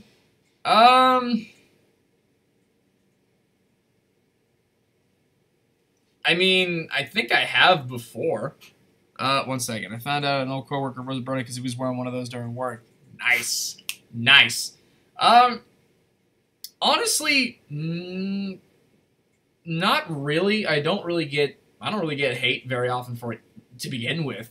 Simply because it's like, I think the fandom has, like, obviously the people on the internet, like, you know, from other fandoms, they'll see us, they hate us, you know, just because we're bronies.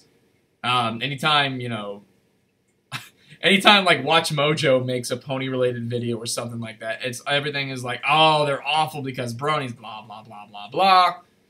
But, I mean, it's like, any hatred for being a brony, I think, is kind of silly. It's not like, I'm not going to be like one of those, whatever, you're just a hater, and I'm not going to listen to the haters. It's just, it's gotten to the point where it's genuinely funny to me. It's just genuinely funny to me that, like, that all it takes is to mention MLP and it, like, you will get immediate flack for it. But it's like, in my personal experiences, no, not really. I mean, I've had it every now and then. I've had, you know, people say some pretty, you know, not so nice things about my music, which, I mean, okay, whatever. But as far as, like, just straight up hate, yes and no, I suppose. Like, I know that I've left a YouTube comment on a popular channel before, but because I have a pony icon, clearly I am going to get blasted for it, which, again, I think is funny. It doesn't bother me at all. Like, I've gotten some pretty hurtful, hateful messages that I laugh at. They make me laugh. It's like, oh, he's actually trying to hurt my feelings. This is cute. Were you a part of the group that was in the Darren McMullen's Outside Bronies documentary? No, I don't think I know that, actually. I'm afraid not. I remember when I saw BTS haters on Facebook. I love BTS. I am proud of ARMY. I remember... That was such a funny video, that documentary. I remember I saw a Twitter feed that, it turned out to be fake and a troll, of course, but it was like, there was a group on Twitter that was like saying how they were going to assemble a march, an anti-brony march outside of BronyCon, basically to just try and tell us how terrible we are and everything. Quite frankly, I wish it was real. I really do, just because I would have gone out there and I would have messed with them, because it would have been so much fun. I was so disappointed that it was fake. I got haters during my OC. Is it Alicorn? Oh. Well, I mean, everyone gets hate for all sorts of stuff, but it's up... at the end of the day, it's up to you what you do and what you don't listen to. Like, I don't care. I truly don't. Honestly, like... Here's the best way I word it, is like, I don't have time to get super hurt and offended over this kind of stuff. It's like, I've got stuff I'm working on. I don't have time to be like, how could you say that? This is a part of who I am. And, you know, it's funny that, like, it's funny about that, since we're on that topic of, like, they'll give you shtick for, you know, being a brony and whatnot. It's funny to me simply because it's like, I've been in this fandom for 6 years now. And it's like, these have been the best 6 years of my entire life. So, it's kind of funny to think that, like, in that time, with everything I've done, with the stories I've been telling you guys, that a hurtful, hateful comment about something that they simply disagree with is going to, like, take away everything that those 6 years have done for me and make me be like, you know what? I guess you're right. I shouldn't like this stuff. Happens, Norm, just in RP, it'll see. Oh, so here's the... Does anybody, has anybody seen this before? Let's see. I used to wear this all the time. Once again, it's so old and weathered and everything. Oh, hang on. I'm actually going to wear it again for the first time in a long time. Let's see how this goes. Actually, I'm gonna wear both of them. Let's see how this goes. All right, so I've got the vinyl scratch one. All right, let's see. Boom. So I've got that. God, it feels so weird having this on again. So there's that, and then there's another one which is Rainbow Dash instead. So I'm gonna put this one on. I used to wear these all the time, but now that, like, this is the first time in forever that I've worn these, they're like super itchy. Like, I actually can't wait to take them off. But boom, if I wanted to, I've got like little brony wristband cuffs that I can have. Like, you know, they feel pretty good and everything, but, like, they're so itchy. That's the only problem. But, yeah, I remember back in the day, I wore these quite a bit. But, yeah, I'm going to take them off. It's itching me. Blech. Put my original thing back on.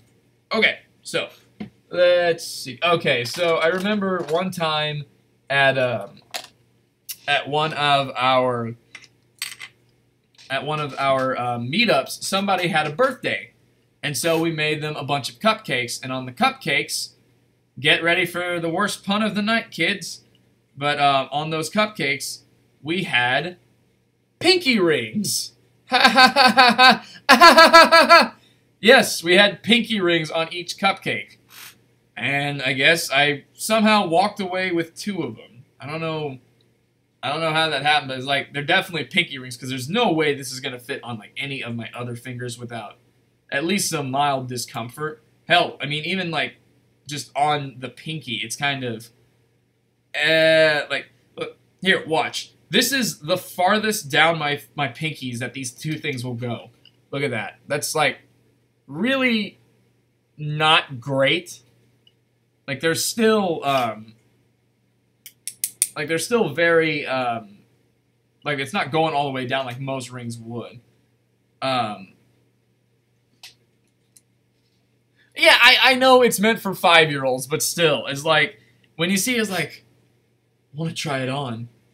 And of course, you try it on, it's like, oh, I'm stuck. And immediately you regret every decision you've ever made. But there is one more, actually. There is the pinky ones, but the ones that I like. I got a Rainbow Dash version of it, too. I don't remember if this was on the same day or not. I really can't remember. But, this one, oh my goodness, this one fits way better. Look at that. That one fits, like, significantly better. Again, I haven't worn these. I think I tried these on at the last test stream. But, like, as far as, like, actively trying to wear these, I haven't seen. Oh, no. Oh, no. Guys, I can't get it. I can't get it off. Oh, no. Let me. Hang on. Ah! Ow! Ow, ow, ow, ow. Eh! There we go. Okay, let's see. Da-da-da-da. Yes, for Dead to Rights, this is still show and tell memory lane. Technically, we've been pretty bad. The panel should have ended almost 2 hours ago. But nobody is saying anything like, hey, you should stop doing this. And I really, really hope, let's see. I really hope that, excuse me. I really hope that, sorry, I'm so sorry, I lost my train of thought. I really hope that the con is okay with us going this long and whatnot. Again, I know I come back to this again and again, but, I think 3 hours ago, yeah, that's very, very true. This was supposed to end quite a while back, but I've been having a ton of fun with it. I've been keeping going. Everybody here seems to be entertained, so yay! Although, I must admit, I might be running out of... So, like, not now, but here in a little while, I might be closing the stream simply because, like, I will admit I am pretty hungry, so I'm going to, I am pretty hungry, so I'm probably going to close the stream here in a bit, but not quite yet. Let's see. So, there wasn't really much to tell about this. I don't even know where I got this. I remember, to be fair, bud, I watched cars go around and over for 3.5 hours, so this is nothing to me. Alright, let's see. Oh! I am so sorry, I got it. You have been asking for that forever. You're right. So once I show this off, I will get to that. Again, I don't know where I got this, but it's just more, it's just Rainbow Dash's cutie mark for this. I don't think I've ever tried to wear this either. Let me see. How well does this fit? Not very well. I'm gonna take this off. Yeah. There we go. So, Anyways, yes, I know he has been asking for the trying to get my sleeves back on. So he's been asking for the hat and name story for a while. So I'm gonna stop everything now so I can tell that. Thank you for reminding me, by the way. So I'll start with the hat. So going back to Brony Fest, like I said, first pony convention I've ever had, I've ever attended, was very, very special weekend. I mean, that alone has all sorts of stories that I can tell with it. But the whole thing about this was like, I didn't have this hat. This was not with me throughout the convention. So I was just, you know, it was just my acoustic guitar and I just playing songs and whatnot. And it was a very special weekend, and we left it feeling like it was a really big success. So Sunday morning rolls around, and we are getting ready. We have all of our stuff packed up, and we're getting a wheel, you know, those trolleys that they put all your luggage on. We were wheeling it down the hall of our floor, and we get to the elevator. And as we call the elevator, and while we're waiting for it, I turn around, and I'm not kidding. I see this hat sitting on a chair, just chilling, and on it is a Post-it note, like right here, that just simply says, in all caps, "free hat." And that's it. That's all it said on it. And I see that, and I'm just like, well, don't mind if I do. So I took it, and I've had it ever since. And whenever I brought it back home to my family, they screamed at me. Because it's like, and you didn't check it for lice? Which, admittedly, no, I didn't, but I didn't get lice, so there's nothing to worry about. But yeah, I've had this hat ever since, and it's brought me a ton of good luck. And I mean, I wear it everywhere I go, even if it's like just pony convention or no. It's a part of me quite a bit. Yeah, basically free lice. But I didn't get lice. But some of the stuff on this hat, I haven't really shown it, is there's 2 pins on it. There is a Rainbow Dash pin on it, which I will admit I don't really remember where I got that, but on the other end is a Daring Do pin. And I forget if Avery is still in the chat, but I can tell Avery's mother gave me the Daring Do pin at Fiesta Equestria, and I found that that was really special. And you know, I put it on here, and it's been on there ever since. That was back in 2014, by the way. So, yeah, just the 2 pins are on the hat. So that's how I found the hat. The name is significantly less exciting. So the funny, let's say, I heard my name. What about me? I was just telling them about how your mother gave me the Daring Do pin that's on my hat. Excuse me once again. But as far as the name Do the Daring Do, basically how it started was well, I was watching Read It and Weep is one of my favorite episodes in the show, especially in like the earlier seasons where they introduced Daring Do, because I love the character. I grew up as a huge Indiana Jones fan, so whenever you have a pony that's like, you know, an Indiana Jones treasure hunter, I was like, my God, what's there not to love? So I loved their episode and everything, and I remember as I was watching it one day, an ad for Mountain Dew came on. And I was just kind of like, do the do, Daring Do, do the, oh my God. And, you know, I just had like that 1,000-yard stare of like, guys, I don't want to over-exaggerate, but this is the greatest joke ever conceived by humankind. There is nothing that will ever be this funny ever again. It's just kind of like, yeah, I guess I'm going to roll with that. But I guess what's kind of funny about it is, and I don't tell people this very often, but Do the Daring Do was originally going to be a song name. It wasn't going to be my online handle. It was going to be my song name. The handle I was originally going to go by was Brony Up. And the reason why it was going to be Brony Up is because from where I'm from, being a big sports fan and whatnot, my dad would take me to SMU games, Southern Methodist University. It's college football. and they were the Mustangs, the SMU Mustangs, and their slogan was "Pony Up." And you know, I grew up around that, and I decided to put my own spin on it. I was like, ha, pony up, how about brony up? Ha cha cha cha cha.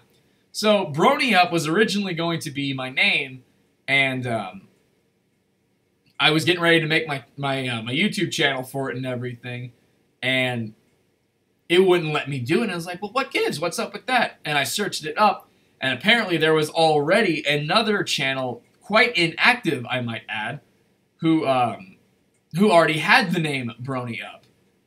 I already had the name Brony Up, and I was like, oh, man. And what's funny is, like, when I checked it, that channel had not been updated for, like, 2 years. So, channel had not been updated for 2 years, so I was like, oh, man, well, I mean, I guess I'll just go with Do the Daring Do. And so, while Do the Daring Do was originally going to be a song name, it flipped. Whereas Do the Daring Do was the handle I went by, and Brony Up later became a song I wrote. So I was just kind of like, all right, I guess that's just where I am now. And I mean, I personally think it's for the better, because, you know, when people call me Do or Dewey, or even care to say the whole thing of Do the Daring Do, I do take it as a really nice compliment. It's quite nice to me. Let me see. Let's see. Hello again, dude. Just dropping back. Oh, it's Dallas and J. Thor. Hey, guys. The one, Jonathan Buchanan, well, both Jonathan Buchanan and Dallas Williams in the chat, those are two people that have been involved in quite a few of the stories I've been telling. So, yes, say hello to them, because they are a big part of, he's a fitting nickname. Mountain Dew, please sponsor Dewey. You know, I've always wondered if that would... I really don't think it's ever going to happen, but I think it would be the funniest thing in the world if Mountain Dew would ever sponsor me. I think that'd be hilarious, because I'd have so much fun with it. It'd be ridiculous. But anyways, yeah, that's pretty much the story. Oh, here's something else I can show off. This was a Christmas gift that my sister gave me. This is if any of you have any Yetis, like the thermostat cooler, like the hold your drinks, she made, let's see, don't you call me out like that, you gotta call me J Hoof. Thanks for the docs. Sure. But yeah, she made this for me for Christmas. It's got my logo, and it's just got Dew on it. So yeah, I've had this ever since, and this is just I use this thing quite often, but I do like it a lot. It was a very, very thoughtful Christmas gift, and I was very thankful for that. Some of the stuff in this folder. It was a Christmas gift, is what... Cool kid with his name on stuff. It was a Christmas gift my sister gave me. But yeah, in this folder, I remember I kind of designated this folder as, like, what I would hold a bunch of convention schedules. Like, I don't want to... Well, let me see. Yeah. So, this is BronyCon's convention schedule. These are all the panels, the map, just, you know, stuff you save and whatnot. Relax, Tyler. I'm going to give you a shout-out. Tyler is another friend of ours who was with us. He's just being all salty right now. Don't worry, Tyler. We love you. Yeah, don't worry. I figured it out. Oh, by the way, hey, Tyler. I hate your Patriots more now. The one time I root for them in the Super Bowl, they blow it for me against the Eagles, so thanks for that. Anyways. Anywho, I'm not going to destroy the chat like them. I'm going to head out. Alright, you guys go ahead and have a good night. Thank you again for stopping by. Everyone give a big round of applause, I guess, for Tyler. Tyler, Dallas, and J. Thor. Glad that they stopped by. Thank you guys.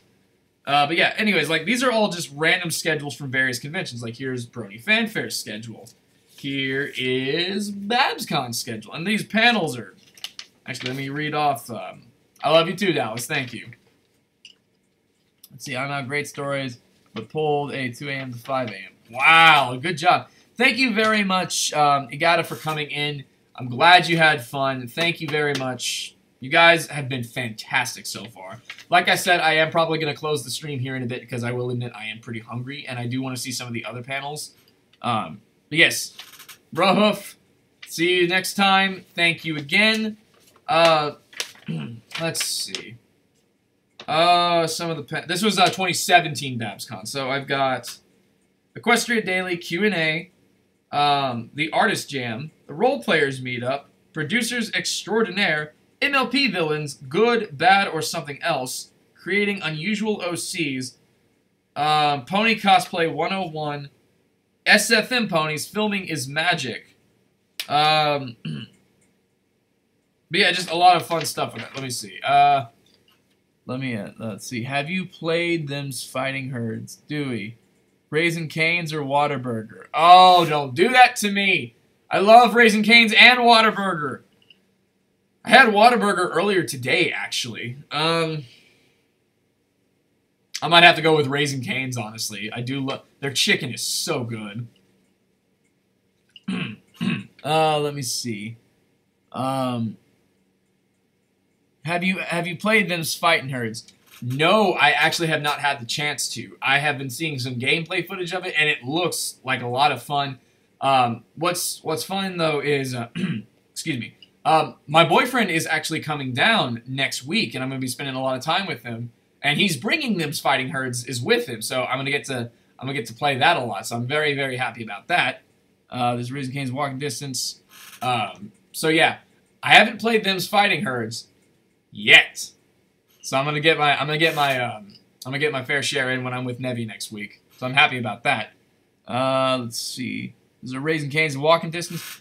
I'm noticing that they're more and more common and popular, and I'm fine with that. I think Raisin Cane's is great. They were a lifesaver when I was working as a cashier. Like, I would always go there on my lunch.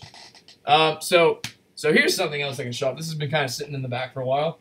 Tell me, does anybody remember these? Or this, excuse me. Speaking of Daring Do, this is the Daring Do treasure chest that I remember Barnes & Noble was doing for a while. If you open... Yes, if you open it up, it has... Wow, kind of rickety. It's got a few goodies in it. Like this. Wait a minute. Oh, it is still in here. Cool. Just a cute gold little Daring Do toy, which I guess is just in here. You know what? I think I should, like, use this to actually contain something. I haven't opened that thing up in forever, but the meat of this... Like, the main thing that they have this is because this chest contains... Whoa, look out. This chest contains all 3 of the Daring Do books that they have right now. I have not been able to read all of these yet, though I absolutely want to. I have read just a little bit of the first one, and I like what I've seen so far. It's really nice, it's really cool, but I remember GM Barrow, who we later got interviewed on for Stable Condition, I got her to sign these. So I was happy with that. She signed that one. To Do the Daring Do, I wish you an eternity of wonderful books. I haven't seen these in forever. I wonder what they say. This one says, to Do the Daring Do, reading is an awesome adventure. And the last one is, to Do the Daring Do, reach for the sky. So, thank you very much for that, GM Barrow. I want to, and I will go through these books at some point. It's just, I haven't had the chance to, like, actually have fun reading in a while because I'm really busy. But no, I have these, I've had them for a long time, and I will eventually finally get to actually read them. So, there is that. Since we're on the subject of autographs, like I said, autographs are not really top priority for me, but when I can get them, I do get them. And one of the little gimmicks I'm going for as of late is this art. If you guys have seen the Art of Equestria book, what I like to do with this is the Art of Equestria book. The thing I like with this is I try and get as many autographs from show staff in here. There's a bunch of, like, empty blue pages, and I've been trying to get my fair share of autographs. The only thing is, I only recently started this. Hold on one second. I have that as well. Awesome book. I got to go. I had a brownie. I got to go. I had a brownie telling me to change my LC because of Dot Luna. Because I played. I got to go. Sorry, Kiani Kitty. I see that you've been posting that several times. Sorry if I haven't been had the chance to actually respond to it. I've just been kind of distracted with doing this stuff as well. Okay, the Art of MLP book. Yes, I have the MLP movie book as well, Grayscale. And the funny thing is, I actually pre-ordered it with the money that I won from a music contest that Luck Rock and I. You're a dork. Tell me something I don't know, Ego. Thank you very much.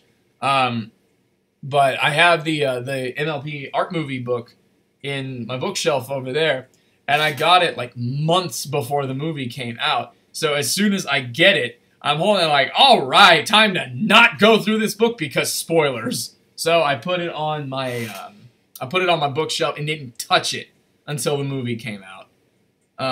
It's okay. Sorry, I kept posting. Don't worry about it, Kiani. I will admit I was a little confused as to what was going on with that, but don't worry, you're fine.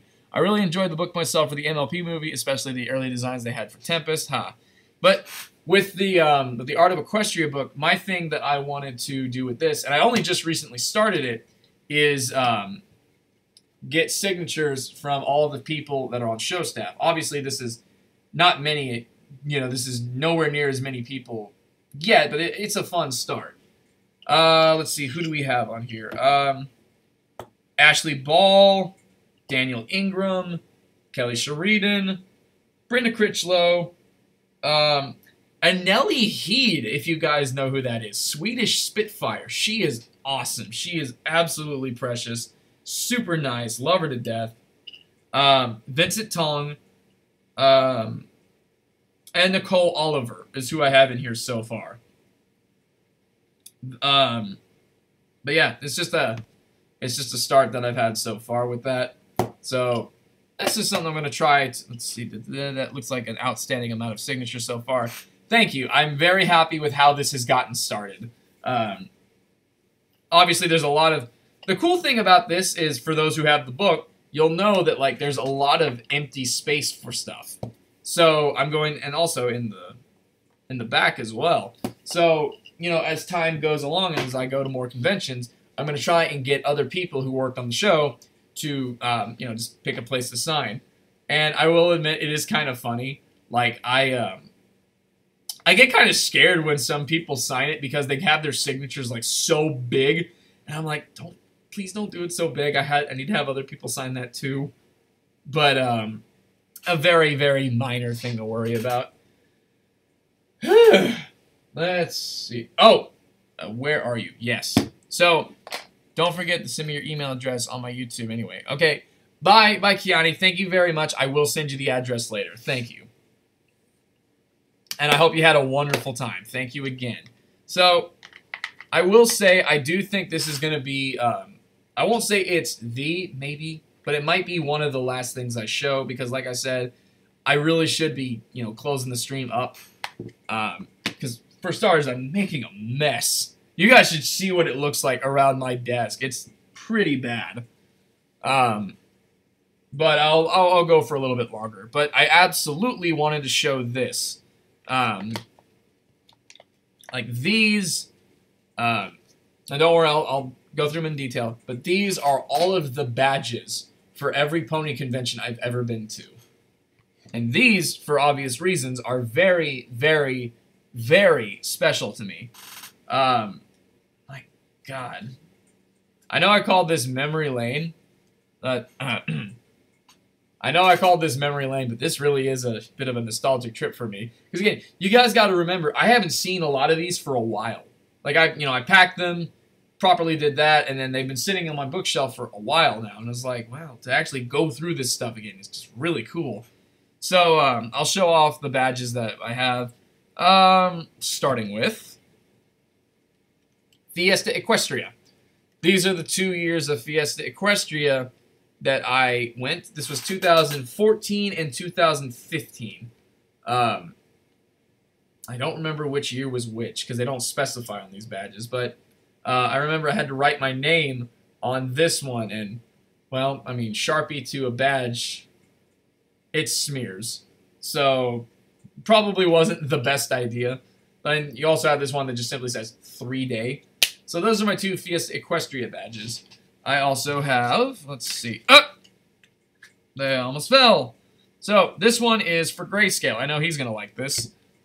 This is my Midwest Brony Fest badge. This was the first time we ever actually got comped media badges because we went as stable condition. So we were going to go interview some people for the podcast. So it's of there we go. It's of it's press, and it's it's Do the Daring Do. But this is like a media badge for it. Let's see, that one that says 3-day was the last one. Okay. Let's see. Woohoo. Yes. One that says 3-day. Thank you for bringing me back up to speed on that copy. I thought it was going to be something like that. So I will keep that in mind. The 3-day was 2015. Yeah. Midwest Brony Fest in Kansas City. This was 2016. So there's that. So here are the 3 BabsCons that I've gotten to go to. This is 2015, 2016, and 2017. I really love the design for 2015. I think this was really cool. It's small, it's cute. Oh snap! Post-it Pony's on this one. I remember now. For you guys who remember Post-it Pony. Wow, yeah. I've got a story or 2 about him as well. Great dude. He's really cool. But this was 2015, 2016, where they all went superhero themed, and then 2017. There we go. So that's all the BabsCon ones. Next up is Brony. There we go. There we go. Brony Fanfare. These are the 2 Brony Fanfares I got to go to with Rising Star, who I thought was a super cute mascot. Very cute. Love the hat. I really like the colors too. I miss Brony Fanfare. That was a lot of fun. But the cool thing was this one actually had I remember this actually had an autograph on the back of it. This is Rena Chan's signature. Back whenever she was doing cons and whatnot. So I've got Rena Chan's signature on here. She she was super nice. Oh, okay. So here is the last. This was the last BronyCon. This was last year's. It's all done like 1930s cartoon style and whatnot, which I really liked. Often referred to as, I believe, rubber hose animation. I could have that wrong though. But they went with the black and white theme for old-timey cartoons. I really liked it. It was a nice touch. Got a bunch of information on the back. Yeah, okay. So, oh, no! I dropped it. No. So, this is one of the, let's see. I was walking around with my Button Mash plush sticking out of my backpack. I set it down for a few seconds and he posted this C&D. Oh, man, that's not cool. That's mean. The C&D note. That's not nice. But this one is for Brony Fest. This is that convention that small convention I told you about in Louisville. This was my first convention, my first pony convention ever. So this one's very special to me. I love this. I cherish it. So there's that. But the ones I was saving for last are these. So obviously there's only one convention that I hold. There's only one other convention it could possibly be for me. And that is... I gotta stop dropping stuff. That is Nightmare Nights. These are all of the Nightmare Nights badges that I have had. And the thing about Nightmare Nights is that is the only pony convention that I have been to every single year of. I was there from its start to its finish. Like with, I got to go to multiple BabsCons, Fiesta Equestrias, and Brony Fanfares, but I was never there for the first of those. Like, BabsCons have been going on for 4 years now. I've been to 2015, 2016, and 2017, but I didn't go to 2014. But Nightmare Nights is the only one where I can say I went to every single year. And that's a huge honor to me. But basically, these are the years. This is year 1 for Nightmare Nights. God, this is a relic to me. I love this one. This is the first year. Year 2, once again, posted ponies on here. I got a story about this here in a second, so I will set that aside. This is year 3, 2015 for reference in time.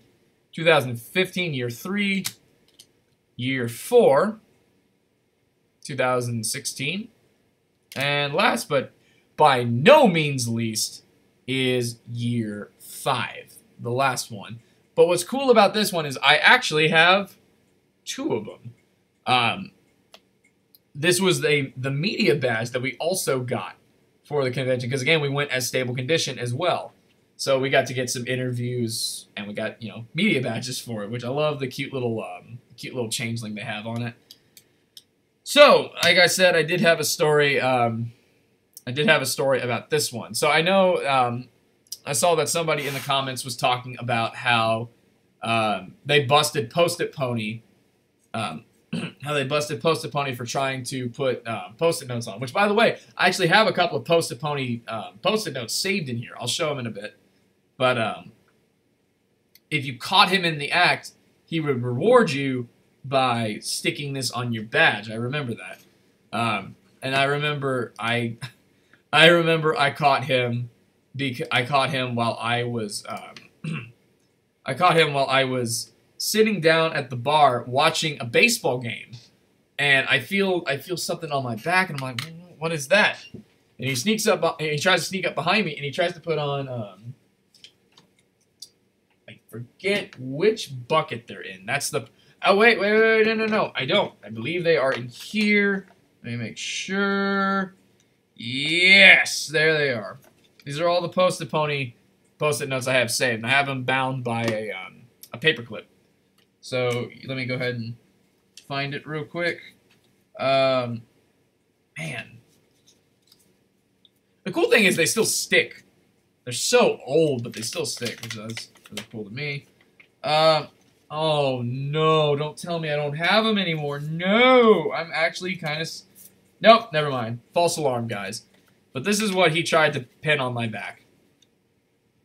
2 wings that say, "Thanks, Larson." Which was really, really funny to me. This was year again, this was year 2. But he tried to post those on my back. But I caught him. So there's that. The other ones, a really well-detailed changeling. I really like this one. This was super cool. There was...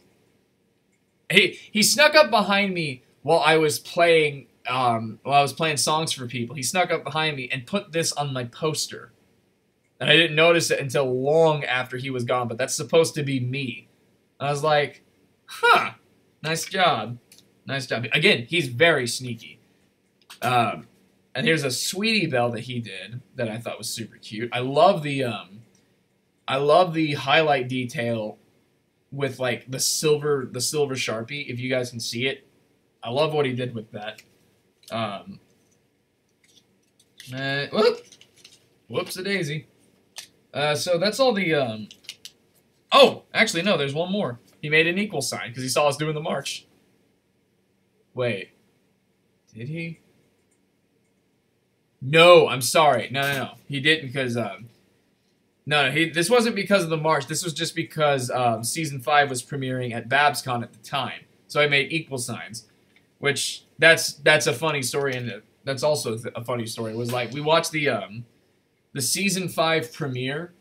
We watched the Season 5 premiere of MLP at BabsCon, and I remember I waited 2.5 hours in the freezing San Francisco cold, waiting to get back inside the hotel so we could go into the ballroom and watch it. And there had to have been like 1,000 people in that room. Like, I could be over-exaggerating, but man, it was packed. Like, I had to stand like scrunched up in the corner to watch it. There was not an empty seat in the house, and it was awesome. Oh my goodness, it was so special. So I was very happy about that. And again, that's still my favorite premiere. The cutie map, God, I love it. Because, again, super huge Starlight Glimmer fan. But, yeah. Very, very special. I do consider that actually. We were talking about this. We were talking about this on Stable Condition once, but it was. Let's see if I recall. It was the first new episode. Oh yeah, the hiatus from season 4 to season 5 is the longest that the fandom has ever had. No other hiatus that I can recall has even come close to matching season 4 to season 5. It was ridiculous. So to finally have it back was like, yes. But like I've thought about it, and I would put that on my top 10 memories of being in this fandom. And let me assure you, that is not an easy list to make. I have made it, but man, it's difficult. Excuse me. Get ready for convention BO, fellas. 3 to 4. Okay. Oh yeah, season 3 to season 4 was also quite long. That was from the February of 2013 to the October of 2013. Starlight's best pony for me too.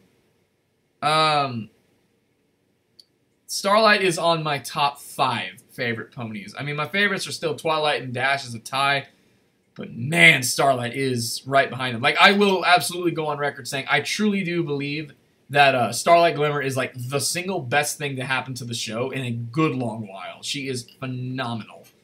Anyways, when there were only 13 episodes to that. Yep. Oh yeah, that's right. It was November. Excuse me. It was the February of 2013 to the November of 2013. Yes, thank you for correcting me. I'm kind of running out of stuff, though. Like, you know, there are, like, little tiny things I could really get into. Flutters, Rarity, Crystal, Scootaloo, and Trixie. Good choices. I approve. I approve. It's like I said, I can't show off every single thing that is in this, but I honestly think I have covered, I have covered quite a bit. And we are also going off of 3.5 hours, which is pretty crazy. Not only the fact that we go on for 3.5 hours, but the fact that I still have 18 people watching is like, that's crazy to me. Like, thank you guys so much. That is awesome. You guys are fantastic. And excuse me, I think I'm actually kind of losing my voice a tad, which was not really expected. Boy. Oh, actually, no. 1 second. It's not, I can't put it on display here at the desk, but there are some things I can go get. Give me 1 second. I will be right back. I'm not leaving the room, but I do have to come over here. Let me see.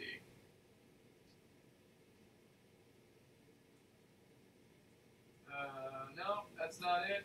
That's it. Yes. So, this is one of the few things I want to show. I think you guys will like this. This is a Wonderbolts hoodie that I have.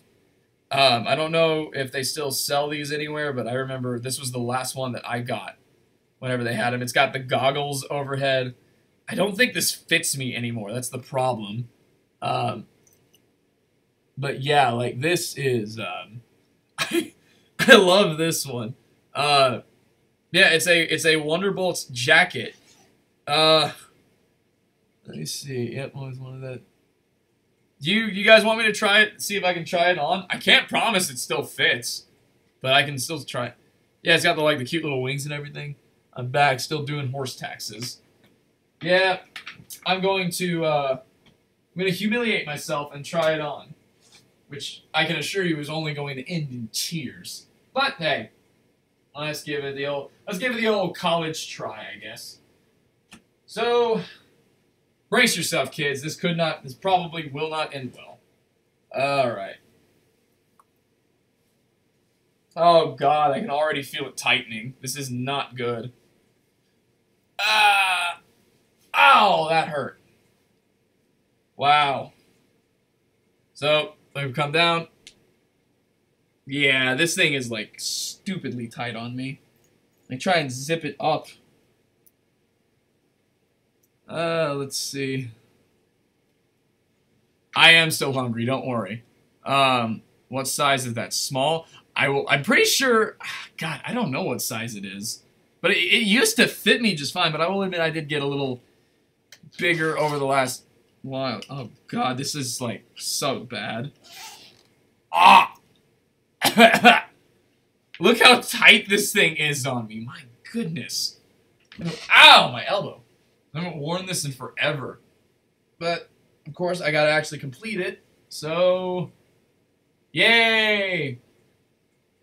But I think what's kind of funny about it being so tight like this is, like, the Wonderbolt suits are tight.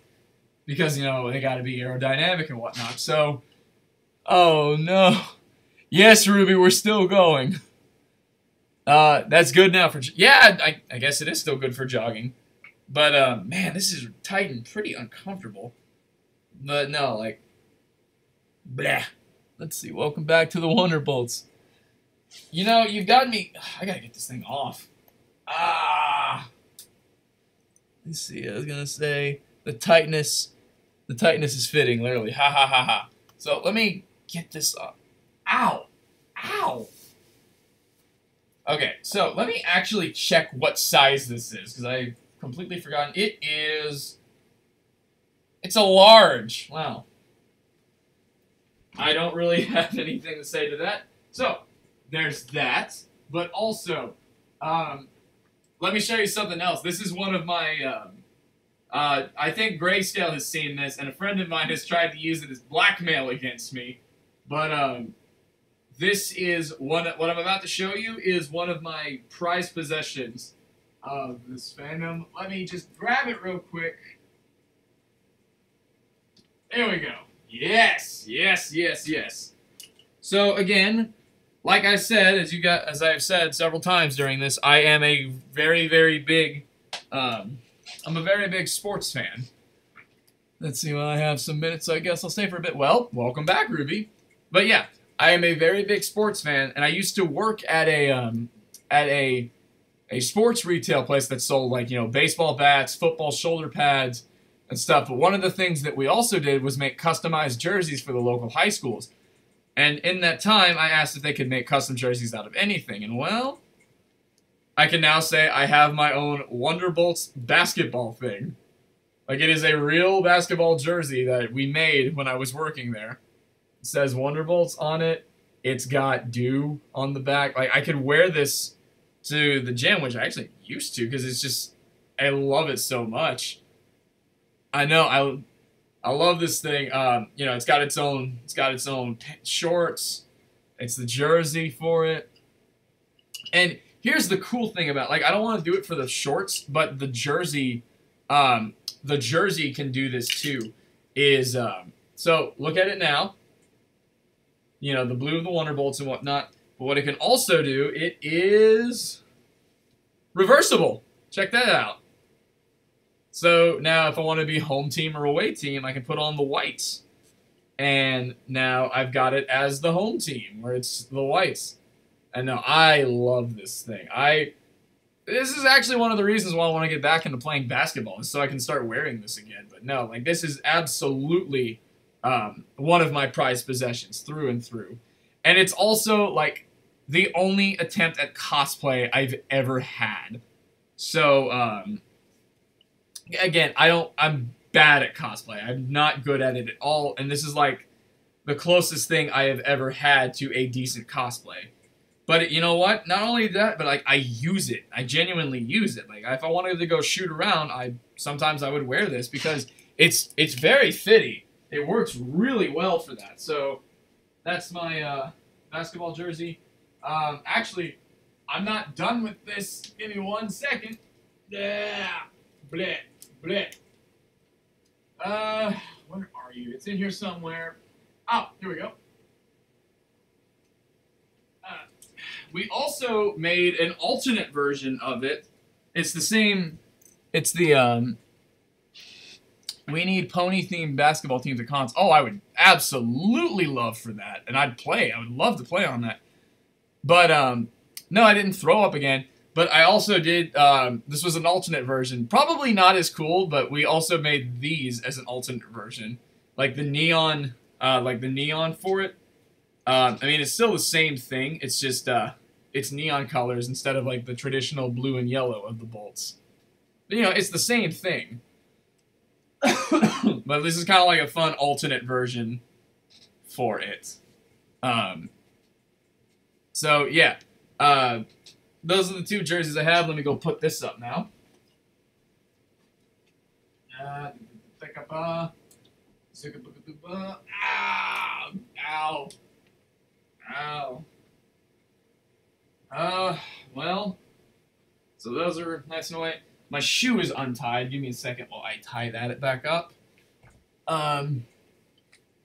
Let's see. Buckball jersey soon. Please, Avery, if you make a buckball jersey, I will buy it from you.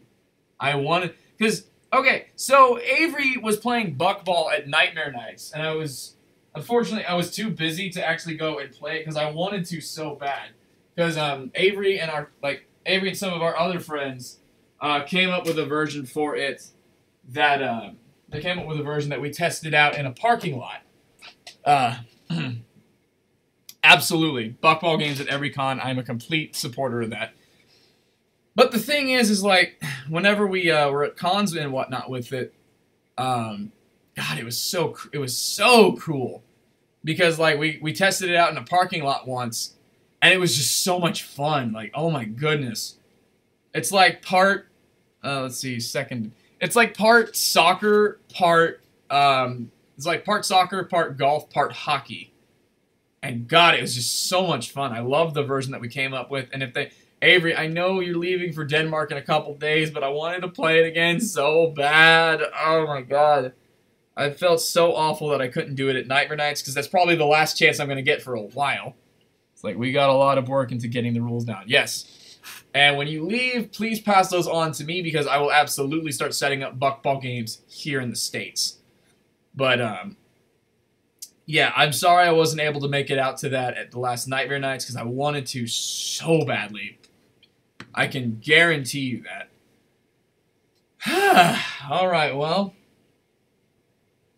Let me see if I can show you guys the kind of mess we're talking about here. And also, like, the floor is even worse. Like, there's stuff all over the floor. So, like, whenever I close up, I'm going to have to do my fair share of cleaning. I don't have the stuff where Sean has that stuff. Get another pony con going. I get Dallas. Sean may be moving to Dallas for work, so even more opportunity. It's not a bad idea. I will keep that in mind. Thank you. Excuse me again. Well,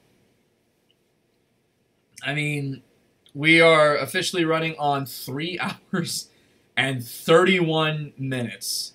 So, I'm trying to... And it's like, it's getting to the point where I'm genuinely struggling of other things to say, to talk about. Like, I could still, you know, there's still stories for days and whatnot, but let's see, now show us the posters on your wall. Oh, yeah. Well, the problem with that is this is my desktop computer, so I can't pick it up and take it with me. But, as best as you can see from here, so... This is the first Horses at Home. This was 2016. And I have the 2017 poster somewhere over there. I failed to actually hang it up, but this is 2016. I love this design. It's super cute. This is the official BronyCon poster from last year. And this, funny enough that I actually have this is the Mayhem concert from BabsCon. And it's the only one I didn't go to. This is 2014, and I wasn't there for 2014. But I love the design. The lineup on here is super awesome. Let me read some of these names.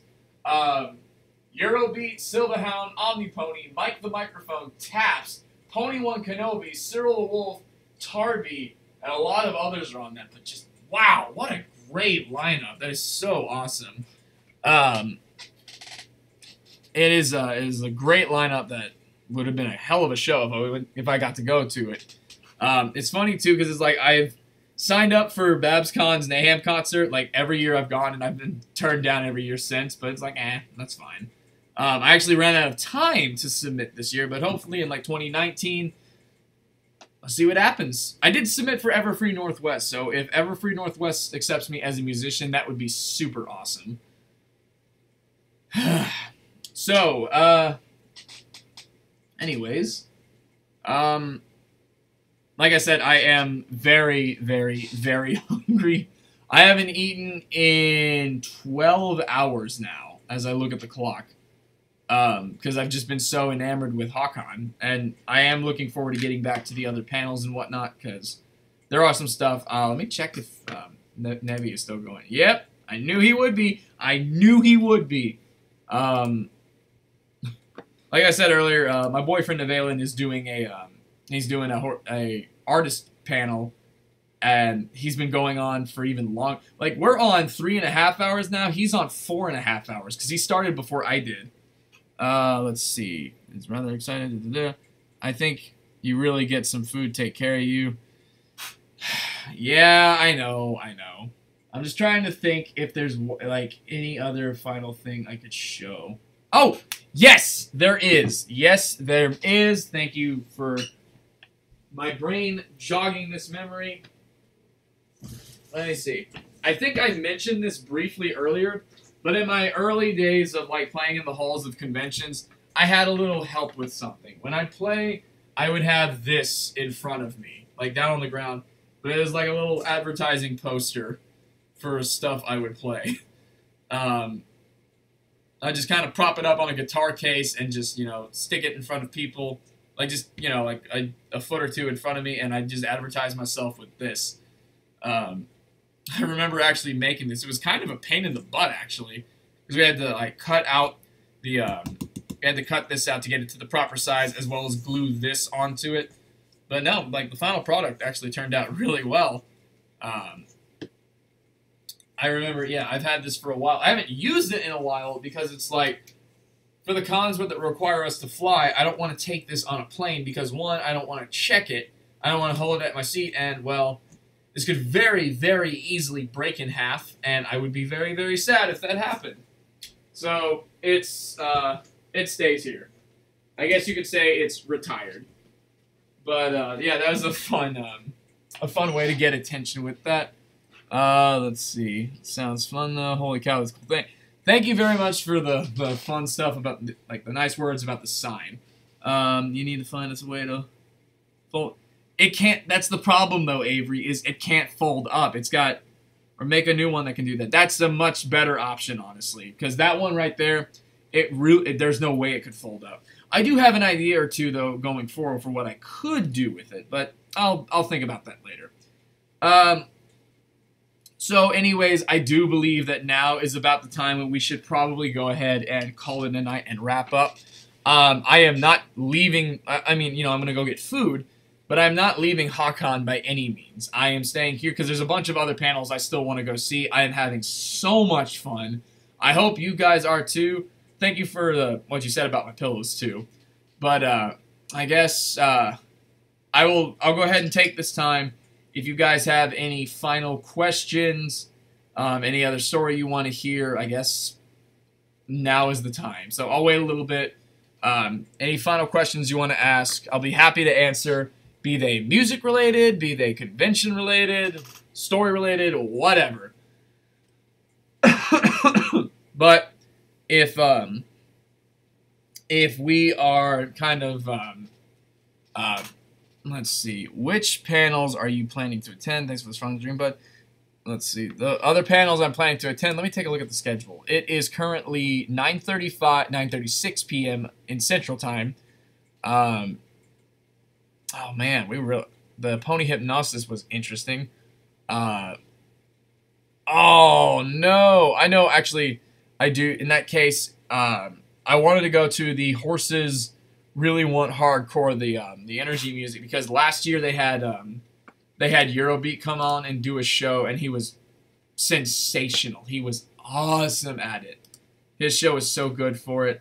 Let me see. So I'll wait real quick. Does anybody else have any final questions? Because if not, I'm gonna go ahead and call it in on this one. So I'll wait for a little bit. If there's anything you want to ask it now until the next time I stream. Which before that, if that's a question of will you stream again, the answer is absolutely. No doubt about it. Like, I don't know what exactly I'm going to stream, But I don't know what exactly I'm going to stream in the future, but I will absolutely do something with it because I had way too much fun with this for it to just be a one-off. Or 3-off, really, because I did, you know, counting the test streams and whatnot. So, let me see. Yes, I did answer the panel's question. I'm going to go to... I have to hurry to go get the food, but I do want to go catch some of the concert, like the high-energy horse music that starts in about 23 minutes. So I've really got to... yeah, I've got to hustle to get back to that. Because, again, I really need food. Anyways, yeah. But anyways, I guess if that's it, I'm going to go ahead and call it in. Thank you guys so much. Like, this was, oh my goodness, this was so much fun. Like, again, we went for 3 hours and 40 minutes. That is way more than I was expecting. And obviously, look at the number we did on my desk. And my floor, for that matter. Wow. And also, I guess, technically the bed. But I'm glad you guys like this one. Thank you very, very much. I will be turning this into a video on my channel because I absolutely don't want to forget to stream. Here, real quick. Let me ask you a question. Let me ask you guys a question for this. Like, so I'm happy you guys had fun with it, but for next year's HaHcon, would you want to see something like this again? It's like, would you want me to submit another panel? I don't know what. I might do the memory lane thing again. I don't know, because, again, there's a lot of stories I still haven't told, but is there something, would you want me to do this again next year? So, just, wow, it's, maybe with a co-host. Ooh, a co-host. Ooh, that'd be fun. Yeah, I could probably bring Trixie in here. Ooh, I'll think about that. That's a good idea. I like that. But I'm glad you guys like this. I had way too much fun. Thank you very much. Like, for me it really was a trip down memory lane. And one of my concerns with this panel was I felt like I would give off a vibe that as I show this stuff off, I call it memory lane, that would like imply that, you know, it's coming to a close for us and whatnot, and we're just gonna stop. It's like, absolutely not. No. I've actually got quite a few plans this year. Myself, my friends, we are still absolutely gonna keep rolling. We're just getting started. So, again, guys, thank you very much. I'm going to plug it one more time. The Do the Daring Do EP I am working on will hopefully be done within the next few weeks. As soon as HaHcon is over, I'm going back to working on it because with this convention, I feel really inspired to get back on that and do it again. Like, not do it again, but continue working on it, because it is getting near the stages of completion. I just need to actually, you know, finish it. So please look forward to that. If all goes well, it'll be out before BabsCon. If anyone is actually, you know, for those of you that are interested in getting the EP, get in touch with me. My email is dothedaringdo@gmail.com. I actually think I provided a bunch of links down below of like my Twitter, my YouTube, my Patreon, my FimFic account, stuff like that. But yes, if you're interested in that, get in touch with me. Get in touch with me and we'll talk about that. So yeah, I'm going to go ahead. Daring Do and I are going to go ahead and call this one closed. One more time, thank you guys so very much. I am starving, so I'm going to go get some food. But I hope you guys have a wonderful rest of HaHcon. For those that this is your first time to it, I hope you see why it's so special. Thank you guys again. I will see you in the other panels, because I'm not done. I'm still sticking around. I'm just drawing this panel to a close. And also, since he's still going, go check out Nevalin's panel. Go check out his horse drawing panel and tell him that I sent you. Tell him that Dewie sent you, because that'll be interesting. But go check out his Draw Your OC panel. So again, guys, thank you again. Have a wonderful wonderful night, a wonderful HaHcon, and, well, thank you again. Have a great, great evening. So, bye-bye.